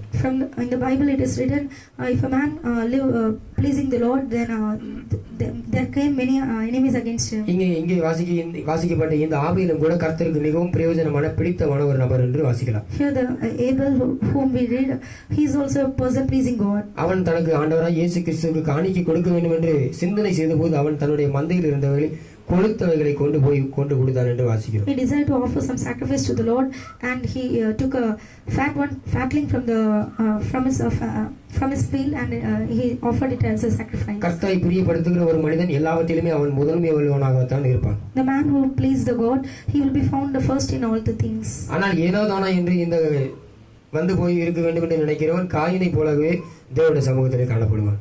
But those who live simply, they will be found like Cain. ஆனால் ஆண்டவர் யாரை விரும்புகிறார்? But whom the Lord wants. ஆண்டவர் உண்மையும் உத்தமமான இருதயம் உள்ளவர்களை தான் பிரியமாய் இருக்கிறார் என்று நாம் வேதத்தில் வாசிக்கிறோம். The Lord desires a upright and a good person. இங்கே இந்த ஆபேலை பிரியம் கொண்டதினால் இப்பொழுது இந்த காயினுக்கு அவனை பார்க்கும் போதெல்லாம் பொறாமை கொண்டதினால் இப்பொழுது அவனை வெட்டி போட்டான். Because the Lord desired Abel, the Cain had envy upon him and he murdered him. பிரியமானவர்களே, கர்த்தரை பிரியப்படுத்துகிற தேவ ஜனங்களுக்கு விரோதமாக இன்றைக்கு பல சத்துருக்கள் உண்டாயிருக்கிறார்கள் என்பதை வேத வசனத்தில் நீங்கள் அறிந்து கொள்ளுங்கள். From the verse we can infer that the man who pleases God, there will be many enemies against him. இந்த இடத்தில் அவன் தன்னை ஒத்துக்கொள்ளாதபடி என் சகோதரனுக்கு நான் காவலாளியோ என்று கேட்கிறான். Here the Cain, he did not accept himself and is asking, am I my brother's keeper? தேவ சமூகத்தில் வந்திருக்கிற சகோதர சகோதரிகள் உங்களுடைய ஐக்கியத்தில் நீங்கள் எந்த நிலவரத்தில் இருக்கிறீர்கள்? We have to examine what kind of to what extent we are having the fellowship with the brethren. வேறு யாராவது குறித்து உங்களிடத்தில் விசாரித்தால் உங்களுடைய முகநாடி மாறுகிறதா என்று நீங்கள் ஆராய்ந்து பாருங்கள். When inquired about other persons or countenance fell, ஆண்டவர் யாரேனும் வித்தியாசமான விதத்தில் ஆசீர்வதித்தால் உங்களுடைய முகநாடி மாறி போகிறதா என்று நீங்கள் உங்களை ஆராய்ந்து பாருங்கள். If God blessed some other persons, is our countenance is our countenance changing? ஆண்டவரோடு தொடர்புள்ள ஒரு மனிதனை நாம் பார்க்கும்போது நம்முடைய முகநாடி மாறும் என்றால் நாம் காயினா இருக்கிறோம் என்று தேவ சமூகத்தில் ஒத்துக்கொள்ளுங்கள். If a countenance changed by seeing the man that pleases God, then we are in the group of Cain. ஆபேலுக்கு விரோதமாக எழும்பி இருக்கிற அந்த காயினை அழைத்து கேட்கிறார், உன்னுடைய சகோதரன் எங்கே என்று கேட்கிறார். The Lord is calling Cain and asking, where is Abel the brother? நம்முடைய ஆவிக்குரிய ஜீவிதத்தில் நம்முடைய சகோதர ஐக்கியத்தை புதுப்பித்துக் கொள்ளும்படியாக இன்றைக்கும் ஆண்டவர் நம்மோடு கூட பேசிக் கொண்டிருக்கிறார். Today the Lord is speaking to us in order to renew the fellowship of the brethren. காயினை பார்த்து கேட்கிறார், உன் ஆபேல் எங்கே என்று கேட்கிறார். He is asking to Cain, where is Abel the brother? பிரியமானவர்களே, அந்த ஆபேலை நாம் எங்கே வைத்திருக்கிறோம்? Beloved, where we are having Abel? கர்த்தரை பிரியப்படுத்தின அந்த ஆபேலை நாம் எப்படி மதித்திருக்கிறோம்? What kind of honor we give to the Abel who pleased God? கர்த்தரை பிரியப்படுத்தின அந்த ஆபேலை நாம் பிரியப்படுத்துகிறோமா என்பதை நீங்கள் தேவ சமூகத்தில் சற்று ஆராய்ந்து Are we பாருங்கள். pleasing the Abel which pleased God? யாரை பார்த்து ஆண்டவர் விசாரிக்கிறார்? To whom the Lord is asking. சகோதர ஐக்கியத்தின் நிலையில்லாத அந்த மனிதனை அழைத்து கேட்கிறார், உன் சகோதரனாகிய ஆபேல் எங்கே என்று கேட்கிறார். The person who is not steadfastly standing in the fellowship of the brethren, the Lord is asking, where is Abel the brother? தேவ சபையில் இருக்கிற நம்ம எல்லாருக்கும் சகோதர ஐக்கியத்தில் கடைசி வரை பாதுகாத்துக் கொள்ள வேண்டியது அவசியம். We all who are in the church of God, we have to preserve the fellowship with the brethren until our last. இது சகோதரர்களுக்கு மாத்திரம் தான் எழுதப்பட்டிருக்கிறது, எங்களுக்கு அல்ல என்று நீங்கள் சகோதரிகள் நினைத்துக் கொள்ளக்கூடாது. We sisters, we should not think that it's written only for brothers. எல்லாருமே ஒன்று என்று வேதத்தில் வாசிக்கலாம். In the Bible it is written, we all are one. பிரியமானவர்களே, நம்முடைய ஐக்கியம் எந்த நிலவரத்தில் இருக்கிறது என்பதை இந்த காலைகளில் சற்று நீங்கள் தியானித்து பாருங்கள். Beloved, we have to examine to what extent is our fellowship is. நாம் ஒரே மனதாய் நாம் கூடியிருப்போம் என்றால் எல்லா சத்துருக்களும் நாம் எளிதாக முறியடிக்கலாம். Are we with one accord? And if we are with one accord in the presence of God, then we can easily overcome our enemies. நீங்கள் எல்லாரும் இந்த சிறு வயதிலே இந்த பள்ளியில் படிக்கும்போது ஒரு சிறிய கதையை படித்திருப்பீர்கள் என்று நான் விசுவாசிக்கிறேன். In a small age, you might have read a story in the school. 1ஆம் வகுப்பிலோ 2ஆம் வகுப்பிலோ படித்ததாக எனக்கு ஒரு ஞாபகம் இருக்கிறது. It will be either in first or second standard. ஒரு 4 மாடுகள் மேய்ந்து கொண்டிருக்கிற ஒரு சந்தர்ப்பத்தில் அந்த மாடுகளை ஒரு சிங்கம் பார்த்ததாக நாம் எல்லாரும் படித்திருப்போம். When four cows were grazing in the field, a lion saw them. அங்கே இந்த சிங்கத்திற்கு தன்னுடைய பசியை ஆற்றிக்கொள்ள வேண்டும் என்றால் அங்கே இருக்கிற ஒரு மாடை அடித்து புசித்தால் அதனுடைய பசியை பூர்த்தி செய்து விடலாம். ஆனால் அங்கே 4 பேராக இருப்பதனால் இது அங்கே போய் சண்டையிட முடியாது. And the lion, in order to fulfill his hungry, it's seeking to kill one cow. ஆகையினால் இந்த சிங்கம் மிகவும் தந்திரமாக யோசித்து முதலாவது அந்த 4 பேருக்குள்ள ஒரு பிரிவினையை உண்டு பண்ணுகிறது. So it in subtlety thought, it caused a division between them. பிரிவினையும் சண்டையும் உருவாக்கின பிறகு அந்த 4 பேரும் ஒரு மனதாய் அங்கே இருக்க மாட்டார்கள். After creating a separation between them, they are not gazing together. அவர்கள் தனித்தனியாய் போன பிறகு இந்த சிங்கம் சரியான அந்த சந்தர்ப்பத்தை பிரயோஜனப்படுத்தி அங்கே இருக்கிற அந்த மாட்டை அடித்து இது புசித்து விடும். The cows, they started grazing separately, and after that the lion fulfilled his hungry by beating each one every day. இன்றைக்கு நம்முடைய ஐக்கியத்திற்கு விரோதமாக எழும்பியிருக்கிற இந்த சிங்கங்களை நீங்கள் எத்தனை பேர் பார்த்திருக்கிறீர்கள்? How many of us have seen the lions that were against our fellowship? சகோதர ஐக்கியத்தை கெடுத்து போடுகிற சிங்கங்கள் நமக்கு முன்பு உண்டு என்பதை நீங்கள் அறிந்து நீங்கள் எத்தனை பேர் சகோதர ஐக்கியத்தில் நிலைத்திருக்கிறீர்கள்? How many of us know that there are lions that is against our fellowship, and how many of us overcome them? நம்முடைய ஊழியங்களும் நம்முடைய ஆவிக்குரிய ஜீவிதத்தினுடைய தேவைகளும் சந்திக்கப்படாமல் இருப்பதற்கு காரணம் நம்முடைய ஜீவிதத்தில் உண்டாயிருக்கிற ஐக்கிய குறைவு என்பதை நீங்கள் அந்த காலை வேளையில் விளங்கிக் கொள்ளுங்கள். The reason for all the needs in our spiritual life are not being satisfied is we are having the lack in our spiritual life. ஒவ்வொரு பிரிவினையை கொண்டு வருகிற அந்த சிங்கங்களுடைய தந்திரத்தை அறிந்து நீங்கள் ஒற்றுமையாக இருப்பீர்கள் என்றால் ஒருமனதாய் சகோதர ஐக்கியத்தில் நிலைத்திருப்பீர்கள் என்றால் கர்த்தர் பெரிய காரியங்களை செய்வார். By knowing the subtlety of the lion, if we are found together, then the Lord will do great things. சகோதரர்கள் ஒருமித்து வாசம் பண்ணுவது எத்தனை இன்பமாக இருக்கும் என்று வேதத்தில் வாசிக்கிறோம். Here it is written, how good and how pleasant it is for brethren to dwell together in you. 1 யோவான் புத்தகம் 2ஆம் அதிகாரம் 9ஆம் வசனத்தை வாசிப்பீர்கள் என்றால் 1 John 2nd chapter 9th verse. வாசியுங்கள். ஒளிந்தே இருக்கிறேன் என்று சொல்லியும் தன் சகோதரனை பகைக்கிறவன் இதுவரையும் இருளிலே இருக்கிறான். தன் சகோதரனை பகைக்கிறவன் இருளிலே இருக்கிறான் என்று வேதத்திலே He வாசிக்கிறோம். that hateth his brother is in darkness even until now. சிலருக்கு தேவ சமூகத்தில் வந்தாலே ஒரு நித்திய ஒரு இளைப்பாறுதல் இருக்காது. Some after coming to the presence of the God, they will not feel rest. இல்லை என்றால் தேவ சமூகத்தை உணர்ந்து கொள்ள முடியாதபடி அவருடைய ஜீவிதத்தில் ஏதோ ஒன்று இருக்கும். They are having something in their life that they are not able to experience the presence of God. அதை தான் நம்ம வேதத்தில் வாசிக்கிறோம். அது இருள் என்று எழுதப்பட்டிருக்கிறது. And about that only we are reading in the Bible as written. அந்த இருள் அவருடைய ஜீவிதத்தில் பிரவேசிப்பதற்கு காரணம் தங்களுடைய சகோதரர்களை பகைக்கிறார்கள் என்று வாசிக்கிறோம். The reason for the darkness to enter in a life is they are hating their brethren. இன்றைக்கும் தேவ சமூகத்திற்கு வந்திருக்கிற நம்மில் இருளை போல ஒரு சில காரியங்களை நீங்கள் உணர்வீர்கள் என்றால் நீங்கள் சகோதரர்களை பகைக்கிறீர்கள் என்று நீங்கள் நினைத்துக் கொள்ளுங்கள். Even we who have come to the presence of the God, if you feel something has darkness in our life, then we are hating our brethren. கர்த்தருடைய பரிசுத்த நாமத்திற்கு மகிமை உண்டாகட்டும். Glory be to the holy name of the Lord. கேட்கிறார், ஆபேல் எங்கே என்று கேட்கிறார். Here the Lord is asking to Cain, where is Abel? தேவ சமூகத்திற்கு வந்திருக்கிற நம்மை பார்த்து தான் கேட்கிறார், உன் சகோதரனாகிய ஆபேல் எங்கே? The Lord is asking unto us, oh, come to the presence of the God, where is Abel the brother? நம்முடைய ஆபேலை குறித்து நாம் என்ன சொல்ல போகிறோம்? What we are going to tell to God about our Abel? ஆபேலை கொன்றுவிட்டோம் என்று எத்தனை பேர் நீங்கள் உண்மையாக சொல்ல போகிறீர்கள்? How many of us are going to accept the truth that we have murdered Abel? ஆபேலை நான் மறைத்து வைத்திருக்கிறேன் என்று நீங்கள் எத்தனை பேர் சொல்ல போகிறீர்கள்? How many of us are going to accept that we have hidden Abel? வாசியுங்கள் மத்தேயு எழுதின சுவிசேஷம் 5ஆம் அதிகாரம் 22ஆம் வசனத்தையும் 24ஆம் வசனத்தையும் Matthew வாசியுங்கள். 5th chapter 24th and 25th verse. அங்கே தானே பலிபீடத்தின் உன் காணிக்கையை வைத்துவிட்டு போய் முன்பு உன் சகோதரனோட ஒப்புரவாகி பின்பு வந்து உன் காணிக்கையை செலுத்து. எதிராளி உன்னை நியாயாதிபதி.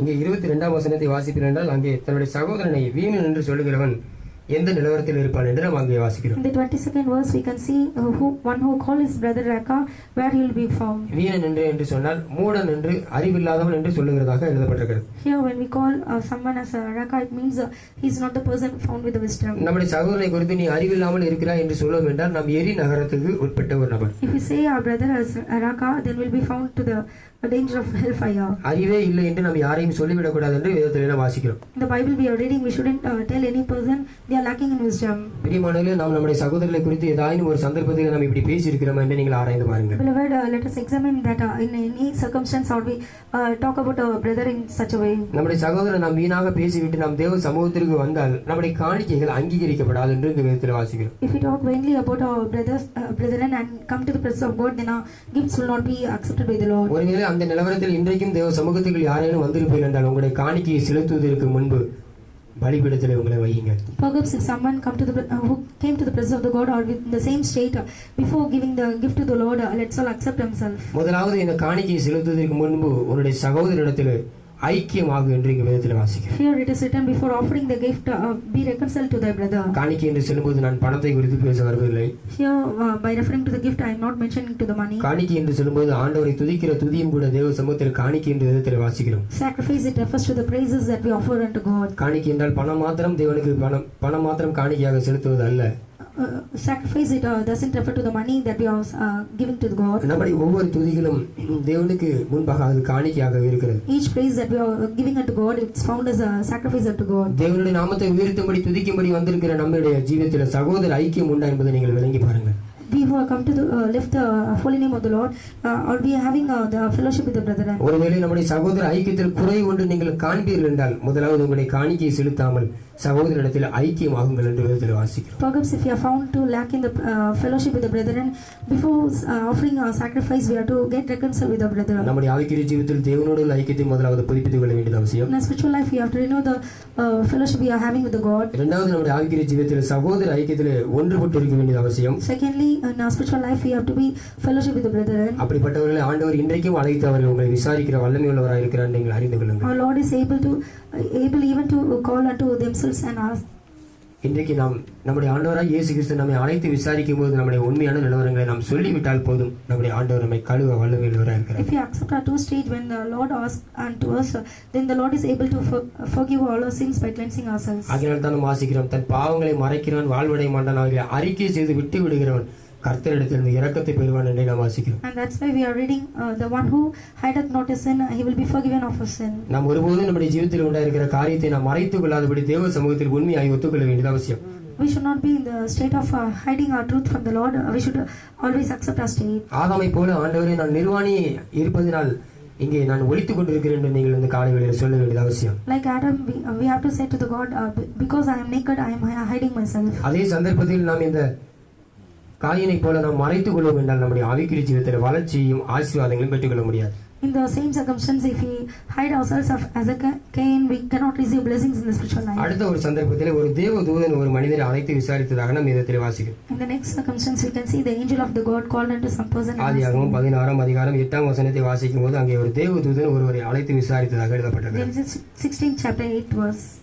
சாராயின் அடிமை பெண்ணாகிய ஆகாரே, எங்கிருந்து வருகிறாய், எங்கே போகிறாய் என்று கேட்டார்.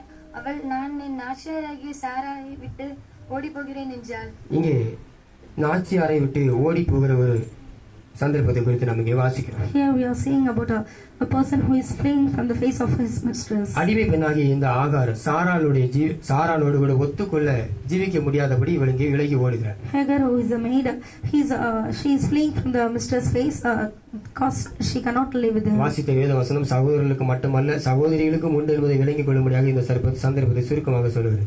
The verse that we read, that's not only for the brethren, it's also for the sisters. இங்கே இந்த சாராயினுடைய கையிற்கு கீழ் அடங்கி இருக்க முடியாதபடி இந்த ஆகார் வெளியே போனதாக நாம் இங்கே வாசிக்கிறோம். Hagar, she cannot be subject under the hand of the Sarai and he is fleeing from her. அவள் வெளியே வருவதை கண்ட தூதனானவர் அவனை பார்த்து கேட்கிறார், நீ எங்கே இருந்து வருகிறாய், எங்கே போகிறாய் என்று கேட்கிறார். By seeing her coming out, the angel of the God is asking to him, whence camest thou and whither wilt thou go? அருமையான சகோதரிகள், நீங்கள் எந்த நிலவரத்தில் இருக்கிறீர்கள் என்பது இந்த வேத வசனத்தை நீங்கள் அறிந்து கொள்ளுங்கள். Beloved sisters, from this verse, let us examine in what state we are found. சாராளுடைய கைக்கு அடங்கி இருக்க வேண்டியது அவசியம்.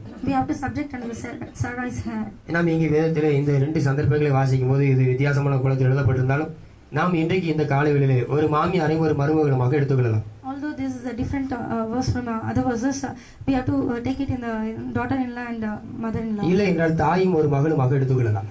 In this circumstance, we can take it as a mother and a daughter. ஏற்ற காலத்தில் உன்னை உயர்த்தும் வரை அவருடைய பலத்த கரத்துக்கு அடங்கி இருந்து வேத வசனம் சொல்லுகிறது. Be subject under the mighty arm of the Lord till the due time. உன்னையும் ஆண்டவர் ஏற்ற காலத்தில் உன்னை உயர்த்த வல்லமை உள்ளவர், அவருடைய பலத்த கரத்துக்குள் அடங்கி இருக்க பண்ணுவார் என்றால் ஆண்டவர் உன்னை உயர்த்துவார். the Lord is able to raise you up, and if you are subject under His mighty hand, He will raise you up. இந்த ஆகார் அந்த சாராளுடைய கைக்கு அடங்கி இல்லாத நிமித்தமாய் அவர் ஒரு வனாந்தர பிரயாணத்தை அவர் ஏற்படுத்தி கொண்டால் என்று நாம் வாசிக்கிறோம். Because Hagar, she is not able to subject under his mistress hand.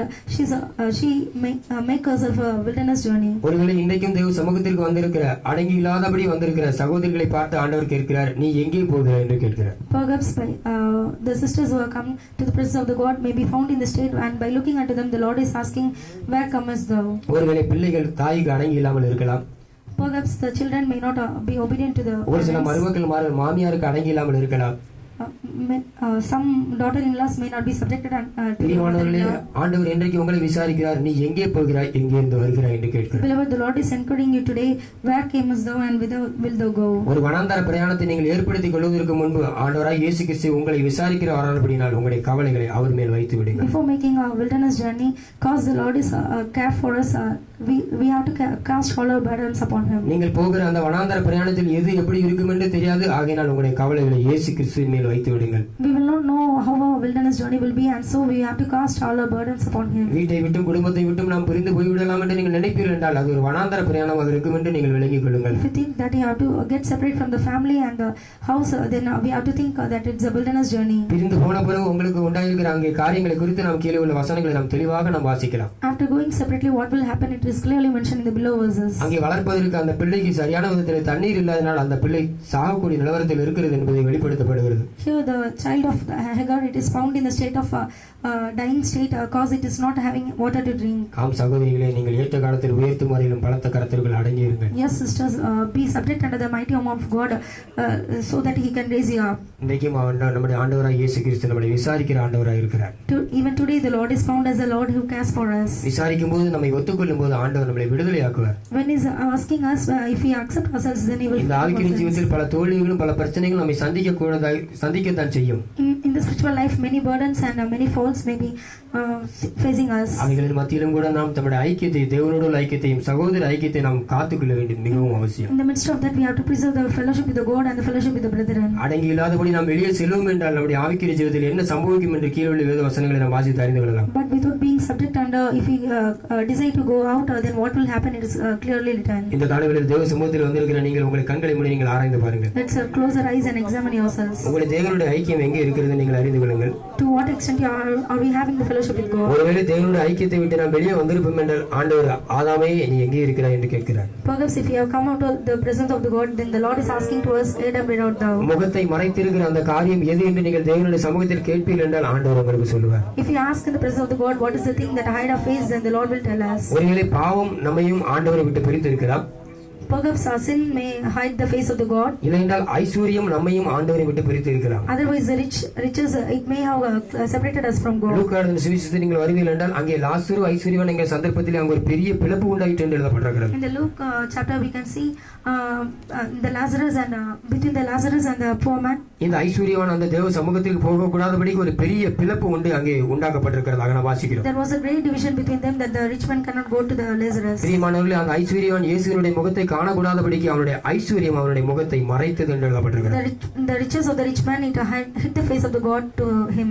இன்றைக்கும் தேவ சமூகத்திலே தேவனுடைய முகத்தை பார்க்க கூடாதபடிக்கு நம்மை பிரிவினை உண்டு பண்ணி இருக்கிற காரியம் எது என்பதை நீங்கள் விளங்கிக் கொள்ளுங்கள். Beloved, we have to examine what's the thing that makes us hide our face from God. ஒன்று பிரமாணத்திற்கு கீழ்ப்படியாத சூழ்நிலையா இருக்கலாம். First thing, we may not be subject under the commandment. இல்லையென்றால் நம்முடைய ஜீவிதத்தில் வந்திருக்கிற பாவம் அக்கிரமம் தேவனுடைய முகத்தை மறைக்கிறதாக இருக்கலாம். Otherwise, it may be the iniquities and the sins that came in our life. இல்லையென்றால் ஐஸ்வர்யம் தேவனுடைய முகத்தை பார்க்க கூடாதபடிக்கு தடை செய்கிற வல்லமையாக இருக்கலாம். Otherwise, it may be the riches that hid our face from God. எது நம்முடைய முகத்தை மறைக்கிறது என்பதை நீங்கள் விளங்கிக் கொண்டு இந்த காலையில் நீங்கள் ஒப்புக் கொடுப்பீர்கள் என்றால் மறுபடியும் தேவனுடைய முகத்தை நீங்கள் தரிசிக்கலாம். Whatever it may be, when we understand what is hiding the face from God and accept Himself, then we can receive blessing from the Lord. மறுபடியும் தேவனோடு உலாவுகிற அந்த ஸ்லாக்கியத்தை நீங்கள் பெற்றுக்கொள்ளலாம். We can receive the privilege of being walking with the God. மற்றொரு சந்தர்ப்பத்தில் நாம் சகோதர சகோதரிகள் நம்முடைய ஜீவிதத்தில் ஐக்கியத்தை வளர்த்துக் கொண்டால் தேவனுடைய சமூகத்திலே நாம் அந்த அனுபவத்தை நாம் வாஞ்சித்து பெற்றுக்கொள்ளலாம். In another circumstance, if we see when we grow in the fellowship with the brethren, then we can receive the blessing. நம்முடைய ஆவிக்குரிய ஜீவிதத்தில் நம்முடைய இயேசுவின் முகத்தை பார்க்க முடியாதபடி தடை செய்கிற காரியம் என்பதை எது என்பதை இந்த காலையில் நீங்கள் விளங்கிக் கொள்ளுங்கள். This morning, let's all understand what's the thing that make us hide the face of God from us. கடைசியாக ஒரு வேத வசனத்தை வாசித்து நாம் முடிப்போம். lastly, we are going to read a verse. எஸ்தரின் புஸ்தகம் 5ஆம் அதிகாரம் 3ஆம் வசனத்தை வாசிப்பீர்கள். Esther 5th chapter 3rd verse. வாசிங்கள். ராஜா அவளை நோக்கி, எஸ்தர் ராஜாத்தியே, உனக்கு என்ன வேண்டும்? நீ கேட்கிற மன்றாட்டு என்ன? நீ ராஜ்யத்தில் பாதி மட்டும் கேட்டாலும் உனக்கு கொடுக்கப்படும் என்றான். இங்கே ஒரு குறிக்கப்பட்ட சந்தர்ப்பத்திலே ஒரு ராஜா தன்னுடைய ராஜஸ்திரியை அழைத்து விசாரிப்பதாக நாம் இங்கே வாசிக்கிறோம். Here we are seeing in a particular circumstance the king is asking to the queen. இந்த ராஜாவானவன் அந்த ராஜஸ்திரியை பார்த்து கேட்கிறார், உனக்கு என்ன வேண்டும்? The king is asking unto the queen Esther, what will thou? உனக்கு நான் என்ன செய்ய வேண்டும் என்று இங்கே கேட்கிறார். What is the request and what you are asking? ஒரு ராஜஸ்திரி ஒரு ராஜ சமூகத்திற்கு வர வேண்டும் என்றால் அவள் பல தகுதிகளை பெற்றிருக்க வேண்டியது அவசியம். For a queen to come to the presence of the king, she needs some qualifications. ஒருபோதும் ராஜஸ்திரியானவர்கள் ராஜா இருக்கிற அரண்மனைக்கு வந்துவிட முடியாது. All the time the queen cannot come to the presence of the king. ஆனால் இங்கே வாசிக்கிறோம், இந்த எஸ்தர் ராஜ சமூகத்தில் வந்து நிற்கிறாள். அதை அறிந்த ராஜாவானவர் உனக்கு என்ன வேண்டும் என்று கேட்கிறார். But here we are reading the queen standing in the court of the king, and by knowing that the king is asking what is the request. தொடர்ந்து நீங்கள் கீழே உள்ள வசனங்களை வாசிப்பீர்கள் என்றால் அந்த கேட்கப்படுகிற கேள்விக்கு அத்தாட்சியாக அந்த ராஜா தன்னுடைய கைகளில் இருந்த ஒரு கோலை நீட்டினான் என்று நாம் வாசிக்கிறோம். By reading the following verses we can see the king raised the sepulchre to her. இந்த காலைகளில் தேவ சமூகத்திற்கு வந்திருக்கிற நம்ம பலரும் பலவிதமான தேவைகளோடு வந்திருக்கலாம். We who have come to the presence of the God, we may be found in many needs. நம்முடைய ராஜாவாகிய இயேசு கிறிஸ்து உனக்கு என்ன வேண்டும் என்று கேட்கிறார். Our Lord Jesus Christ is asking to us what is the request. நாம் எல்லாரும் இப்பொழுது என்ன கேட்க போகிறோம்? What we are going to ask now. கொஞ்ச நேரம் தேவ சமூகத்தில் கண்களை மூடிக்கொள்வோம். For some time let's close our eyes. ராஜாவின் சமூகம் என்று சொல்லும்போது அது தேவ சமூகமாக இருக்கிறது. Presence of the king, it means to the presence of the Lord. ராஜா என்று சொல்லும்போது அது நம்முடைய ஆண்டவராகிய இயேசு கிறிஸ்துவை குறிக்கிறது. King, it signifies the Lord Jesus Christ. இயேசு அந்த ராஜாவுக்கு முன்பு வந்த அந்த ராஜஸ்திரியானவள் இங்கே உட்கார்ந்து இருக்கிற நீங்களும் என்னையும் குறிக்கிறது. The queen that came before the king, it refers to the persons whom we are sitting in the presence of God. சரியாய் விளங்கிக் கொள்ளுங்கள். அந்த ராஜா சாதாரணமாக கேட்கவில்லை, ஒரு செங்கோலை நீட்டி உனக்கு என்ன செய்ய வேண்டும் என்று கேட்கிறார். The king did not ask ordinarily to the queen. He is holding out his sepulchre to her and is asking. இந்த செங்கோல் என்பது கர்த்தருடைய வாக்கு தத்தத்திற்கு நிலநாட்டமா இருக்கிறது. The scepter, it refers to the promise of the God. ஆண்டவர் தம்முடைய வாக்கு தத்தத்தை நீட்டி உனக்கு நான் என்ன செய்ய வேண்டும் என்று கேட்கிறார். The Lord is asking by holding out his promises to us. இன்றைக்கு தேவ சமூகத்திற்கு வந்திருக்கிற உங்களுக்கு என்ன வேண்டும்? We who have come to the presence of the God, what is our need? நாம் எல்லாரும் முழங்கால் படியிடுவோம். Let's kneel down. நம்முடைய மத்தியில் ஒரு செங்கோல் நீட்டப்பட்டிருக்கிறது. In our midst there is a scepter raised out. இந்த ராஜஸ்திரியானவள் இப்பொழுது தன்னுடைய வேண்டுதலை அந்த செங்கோலை பிடித்துக் கொண்டு செய்ய வேண்டியது அவசியம். The queen, she had to make a request by touching the scepter. சாதாரணமாக அவள் சொல்லக்கூடாது. She should not tell ordinarily. அவள் தனக்கு என்ன வேண்டுமோ அதை செங்கோலை பிடித்துக் கொண்டு அவள் சொல்ல வேண்டும். The queen had to tell her request by touching the scepter. தேவ சமூகத்திற்கு வந்திருக்கிற நாம் எல்லாரும் நம்முடைய மத்தியில் நீட்டப்பட்டிருக்கிற செங்கோலை நாம் பார்ப்போம்.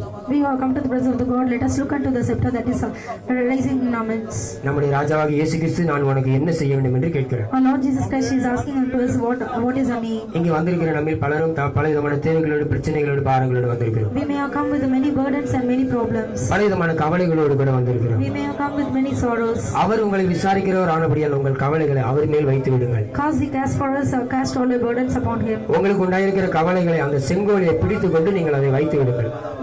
By holding out the scepter, let us all keep the burdens upon him. உங்களுக்கு எது விடுதலை அவசியமா இருக்கிறது அந்த செங்கோலை பிடித்துக் கொண்டு நீங்கள் அந்த காரியத்தை நீங்கள் கேளுங்கள். In one thing we are wanting deliverance, let us all hold up the scepter and ask the Lord. நம்முடைய ஆண்டவர் வாக்குத்தத்தத்தில் உண்மையுள்ள தேவன் என்று வாசிக்கிறோம். Our Lord is the one who is faithful in the promises. நம்முடைய மத்தியிலே ஒரு வாக்குத்தத்தத்தை நமக்கு அனுப்பி இருக்கிறார். The Lord has sent a promise in our midst. உங்களுக்கு என்ன தேவையோ அந்த வாக்குத்தத்தை பிடித்துக் கொண்டு நீங்கள் அந்த ராஜாவின் இடத்தில் கேளுங்கள். What's our need? According to that, we have to help the promise and ask God. தேவ சமூகத்திற்கு வந்திருக்கிற நாம் எல்லாரும் கொஞ்ச நேரம் நாம் கேட்போம். We have come to the presence of the God. Let's all ask God. அவர்களுக்கு என்ன தேவை உண்டாயிருக்கிறது அந்த தேவைகளை செங்கோலை பிடித்துக் கொண்டு நாம் கேட்போம். By touching the scepter of the Lord, let's all ask God. ஒருவேளை நமக்கு சுகம் தேவையா இருக்கும் என்றால் கர்த்தருடைய வாக்குத்தத்தத்தில் பரிகாரியாக கர்த்தர் என்று சொன்னாரே அந்த வாக்குத்தத்தை பிடித்துக் கொண்டு நாம் கேட்கலாம். Perhaps we may want healing, and by holding out the promise that is God who heals us, then we can ask God. நமக்கு விரோதமாய் ஒழுங்குகிற சத்துருக்கள் பிரச்சனைகள் எழும்பி இருக்கும் என்றால் அந்த சந்தர்ப்பத்தில் ஒரு வாக்குத்தத்தை பிடித்துக் கொண்டு நாம் அதை கேட்கலாம். Enemies are risen up against us, let's all hold the promise and ask God. தகுதி இல்லாத நம்மை ராஜ சமூகத்திற்கு நம்மை கொண்டு வந்திருக்கிறார். We are unworthy to stand in the presence of the God. He has made us worthy to stand in the presence. தேவ சமூகத்திற்கு எவ்வளவு வேணும் வர தகுதி இல்லாத நம்மை தேவ சமூகத்திற்கு கொண்டு வந்திருக்கிறார். We are not unworthy for standing in the presence of the God. He has made us worthy to stand in His presence. வாய்களை திறந்து தேவ சமூகத்தில் செங்கோலை பிடித்துக் கொண்டு நீங்கள் கேட்டுக்கொண்டே இருங்கள். Let's all open our mouth and ask ask God by touching the scepter. அந்த ராஜா கட்டளையிடும் வரையிலும் அந்த ராஜஸ்திரி கேட்டுக்கொண்டே இருந்தால் என்று வாசிக்கிறோம். Till the king commanded, the queen was asking to her. நல்ல ஆண்டவர் நமக்கு நம்முடைய மத்தியிலே அசைவாடி கொண்டு நான் உனக்கு என்ன செய்ய வேண்டும் என்று கேட்கிறார். Our good Lord is moving the midst and he is asking what is the request. உன்னுடைய தேவைகள் எதுவாக இருந்தாலும் நம்முடைய ஆண்டவராக இயேசு கிறிஸ்து அதை சந்திக்க வல்லமை உள்ளவராக இருக்கிறார். Whatever may be your need, the Lord is able to meet all your needs. நம்முடைய வியாதிகள் எதுவாக இருந்தாலும் நம்முடைய ஆண்டவர் அவைகளை குணமாக்க வல்லமை உள்ளவராக Whatever இருக்கிறார். may be your sickness, the Lord is able to heal all the sickness. உங்களுக்கு எது தேவை அதை நீங்கள் சத்தமாய் கேளுங்கள். Whatever we need, let's all ask to God. செங்கோலை பிடித்துக் கொண்டு கேளுங்கள். By touching the scepter, let's all ask to God. நம்முடைய ஆண்டவர் நம்முடைய மத்தியிலே ஒரு செங்கோலோடு நம்முடைய மத்தியிலே அசைவாடி The Lord கொண்டிருக்கிறார். is pulling our midst with the scepter. நான் உங்களை விசாரிக்கிறேன். I am the Lord who cares for you. பிரியமான பிள்ளையை நான் உனக்கு என்ன செய்ய வேண்டும் என்று கேட்டுக்கொண்டிருக்கிறேன். Beloved child, what am I to do? உன்னுடைய கவலைகளை இந்த செங்கோல் மேல் வைத்து விடு என்று ஆண்டவர் சொல்கிறார். Keep all your burdens upon the scepter. அவர் உங்களை விசாரிக்கிறவர் ஆனபடியால் அவருடைய நம்முடைய கவலைகளை அவர் மேல் வைத்து விடுவார். For he cast all your burdens upon him. ஹல்லேலூயா ஹல்லேலூயா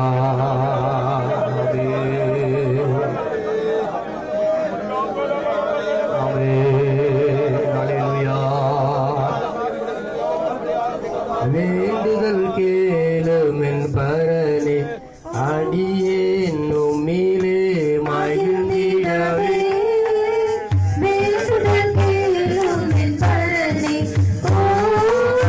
வேண்டுதல் கேளுமென் பரனே.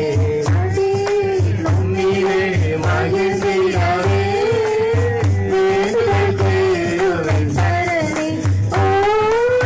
வேண்டுதல் கேளுமென் பரனே. வேண்டுதல் கேளுமென் பரனே. வேண்டுதல் கேளுமென் பரனே. அடியேன் உம்மிலே மகிழ்ந்திடவே.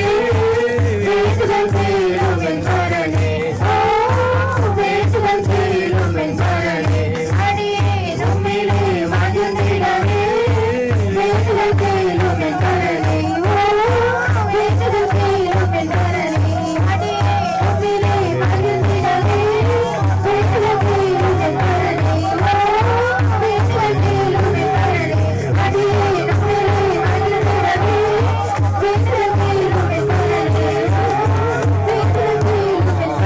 வேண்டுதல் கேளுமென் பரனே.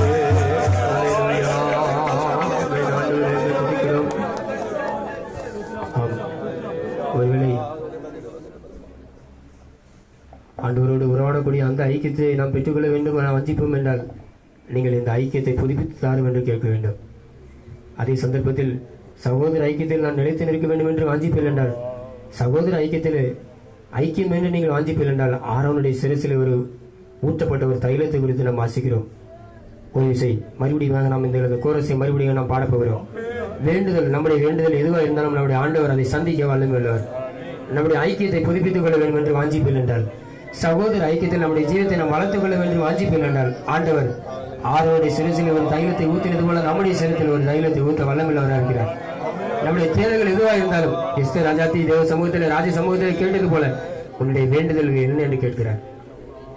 நம்முடைய மத்தியிலே ஆண்டவர் விசாரிக்கிற ஆண்டவராய் ஒவ்வொருவரோடு ஆண்டவர் விசாரிக்கிறார். நான் உனக்கு என்ன செய்ய வேண்டும் என்று கேட்கிறார். ஒரு விஷயம் கூட நம்முடைய இருதயத்தில் இருக்கிற பாரத்தை நம்முடைய இருதயத்தில் இருக்கிற கவலைகளை நாம் தேவ சமூகத்தில் வைத்து விடுவோம். வேண்டுதல் கேளுமென் பரனே. வேண்டுதல் கேளுமென் பரனே. அடியேன் உம்மிலே மகிழ்ந்திடவே. வேண்டுதல் கேளுமென் பரனே. வேண்டுதல் கேளுமென் பரனே. அடியேன் உம்மிலே மகிழ்ந்திடவே. வேண்டுதல் கேளுமென் பரனே. வேண்டுதல் கேளுமென் பரனே. அடியேன் உம்மிலே மகிழ்ந்திடவே. வேண்டுதல் கேளுமென் பரனே.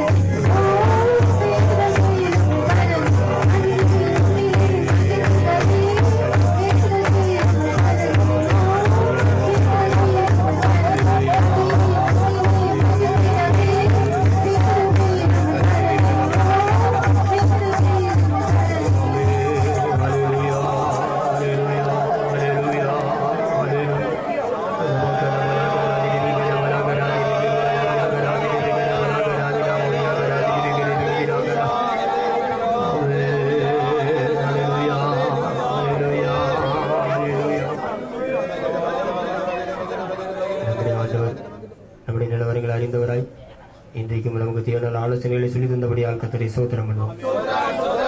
சோத்திரம் சோத்திரம் சோத்திரம் சோத்திரம் சோத்திரம் சோத்திரம் சோத்திரம் சோத்திரம் சோத்திரம் சோத்திரம். ஆலோசனைப்படி நாம் ஜீவித்து காட்ட ஆண்டவர் நமக்கு தந்திருக்கிற கிருபைக்காய் அபிஷேகத்திற்காய் கர்த்தரை ஸ்தோத்திரம் பண்ணுவோம். சோத்திரம் சோத்திரம் சோத்திரம் சோத்திரம் சோத்திரம் சோத்திரம் சோத்திரம் சோத்திரம் சோத்திரம் சோத்திரம். விசாரிக்கிற ஆண்டவர் இன்றைக்கு நம்முடைய மத்தியில் வந்து ஒவ்வொருவரையும் பேர் பேராய் விசாரித்தபடியால் கர்த்தரை ஸ்தோத்திரம் பண்ணுவோம். சோத்திரம் சோத்திரம் சோத்திரம் சோத்திரம் சோத்திரம் சோத்திரம் சோத்திரம் சோத்திரம் சோத்திரம். வர தடைப்பட்டவர் ஒவ்வொரு ஜனங்களையும் ஆங்காங்கே சந்தித்து அவர்களையும் ஆசீர்வதிக்கும்படியாய் கர்த்தரை ஸ்தோத்திரம் பண்ணுவோம். சோத்திரம் சோத்திரம் சோத்திரம் சோத்திரம் சோத்திரம் சோத்திரம் சோத்திரம் சோத்திரம் சோத்திரம். எல்லா துதி கனமகிமை கர்த்தர் ஒருவருக்கே செலுத்தி கர்த்தரை ஸ்தோத்திரம் பண்ணுவோம். சோத்திரம் சோத்திரம் சோத்திரம் சோத்திரம் சோத்திரம். எங்களை நேசிக்கிற நல்ல தகப்பனையும் நின்றோடு துதிக்கிற சாமி சோத்திரங்கள் தாவே ஆவியானவரை பரிசுத்த ஓய்வு நாள் காலையில் நம்முடைய சமூகத்தில் நாங்கள் சிறுவராய் கூடி வந்து சிறுமந்தையாய் கூடி வந்து கத்தாவே துதித்து பாடி அம்மை ஆராதிக்க அம்மை அபிஷேகத்தினால் எங்களை சந்தோஷப்பட ஆவியானவரே எங்களுக்கு ஒவ்வொருவருக்கும் உதவி செய்தபடியாக சோத்திருக்கிறங்க தாவே ஆவியானவரே ஜீவன்ல சாட்சி எழுப்பி தந்தீர் பரிசுத்த ஆவியானவரே நம்முடைய சாட்சியை கேட்டதான் நம்முடைய பிள்ளைகளுக்கு கத்தாவே எல்லா தேவையும் நிறைவேற்றி தரும்படியாக ஜெபிக்கிறங்க தாவே பரிசுத்த ஆவியானவரே இந்த காலை வேளை எங்களுடைய சமூகத்தில் கத்தாவே நம்முடைய வார்த்தையினால் கத்தாவே நம்முடைய வசனத்தின் ஆகாரத்தினால் எங்களை திருப்தியாக்கினீர் கத்தாவே ஆவியானவரே ஒவ்வொருவரையும் எங்களை விசாரித்தேன் மகளே மகளே உனக்கு என்ன வேண்டும் என்று கத்தாவே இந்த கால வேலை எங்களை ஒவ்வொருவரும் கூட கத்தாவே நீர் பேரை விசாரித்தபடியால் ஸ்தோத்திரிக்கிறேங்க தாவே ஆவியானவரை எங்களை விசாரித்து கத்தாவே உங்களுடைய கவலைகளா என் மேல் வைத்து விடுங்கள் நான் உங்களுக்கு இடைப்பாறுதல் தருவேன் என்று சொன்னதான தேவன் ஆவியானவரே இந்த கால வேலையில கத்தாவே எங்களுடைய சமூகத்தின் துக்கங்கள் பாரங்கள் கவலைகள் எல்லாவற்றையும் மேல் வைத்து விட்டு கத்தாவே சந்தோஷத்தினால் நிரப்பி காணப்பட்டிருக்கத்தாவே அது மாத்திரமல்ல சாமி நாங்கள் துக்கத்தினாலும் கத்தாவே ஆவியானவரே 2 விதமான துக்கத்தினால் நம்முடைய சமூகத்தில் எங்களோடு பேசினீர் கத்தாவே துக்கம் தேவனுக்கு ஏற்றதான துக்கத்தினால் கத்தாவே எங்களை நிறைந்திருக்கிறா காணப்பட உதவி செய்யும்படியாக ஜெபிக்கிறோம் ஆவியானவரே உண்மை கேட்டதான துக்கம் கத்தாவே உங்களுடைய ஆசீர்வாதத்தினால பலவித நன்மையினால் எங்களை நிரப்புகிறீரப்பா ஆவியானவரே அப்படிப்பட்டதான சிந்தையினால் காணப்பட உதவி செய்யும்படியாக ஜெபிக்கிறோம் கத்தாவே லௌகிக துக்கமோ பலவிதமான கஷ்டங்கள் பாரங்கள் கத்தாவே மரணத்தையும் கூட உண்டாக்குதுப்பா அப்படிப்பட்டதான கத்தாவே இந்த துக்கத்திலிருந்து விடுவிக்கத்தக்கதான் எங்களுக்கு உதவி செய்யும்படியா ஜெபிக்கிறோம் ஆவியானவரே இந்த ஆபிரகாம கூட கத்தாவே நம்முடைய சமூகத்துல பார்த்த சாமி ஆவியானவரே அவன் கத்தாவே அப்பா நீ ஒவ்வொரு நாளையும் விசாரித்திருக்கத்தாவே ஆனாலும் விசாரிப்புக்கு அப்புறமாய் அவன் காணப்பட்டான் கத்தாவே ஆவியானவரே இந்த தேவனுடைய அந்த தோட்டத்துல காணப்பட்டு நம்முடைய பிரமாண கட்டளைகளுக்கு மீறி அவன் நடந்தான் கத்தாவே ஆனாலும் அந்த தோட்டத்தின் மத்தியிலிருந்து அவன் விரட்டப்பட்டான் அவனுடைய ஜீவித்துல பெரிதான மரணம் காணப்பட்டது கத்தாவே ஆவியானவரே எங்களுக்கு அப்படிப்பட்டதான் நிலவரம் காணப்படாதபடி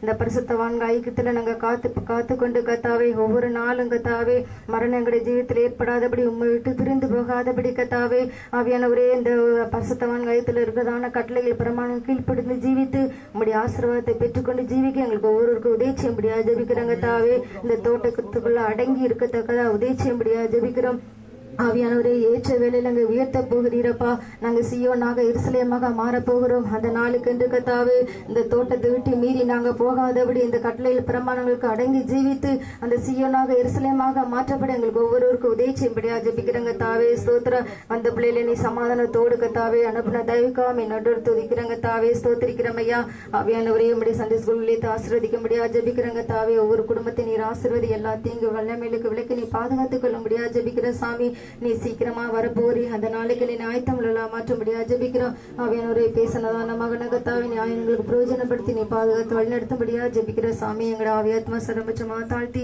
வல்லமுள்ள திருக்கத்தில் ஒப்பு கொடுக்கிறோம் ஏசு நாமத்தை கேட்கிறோம் பிதாவே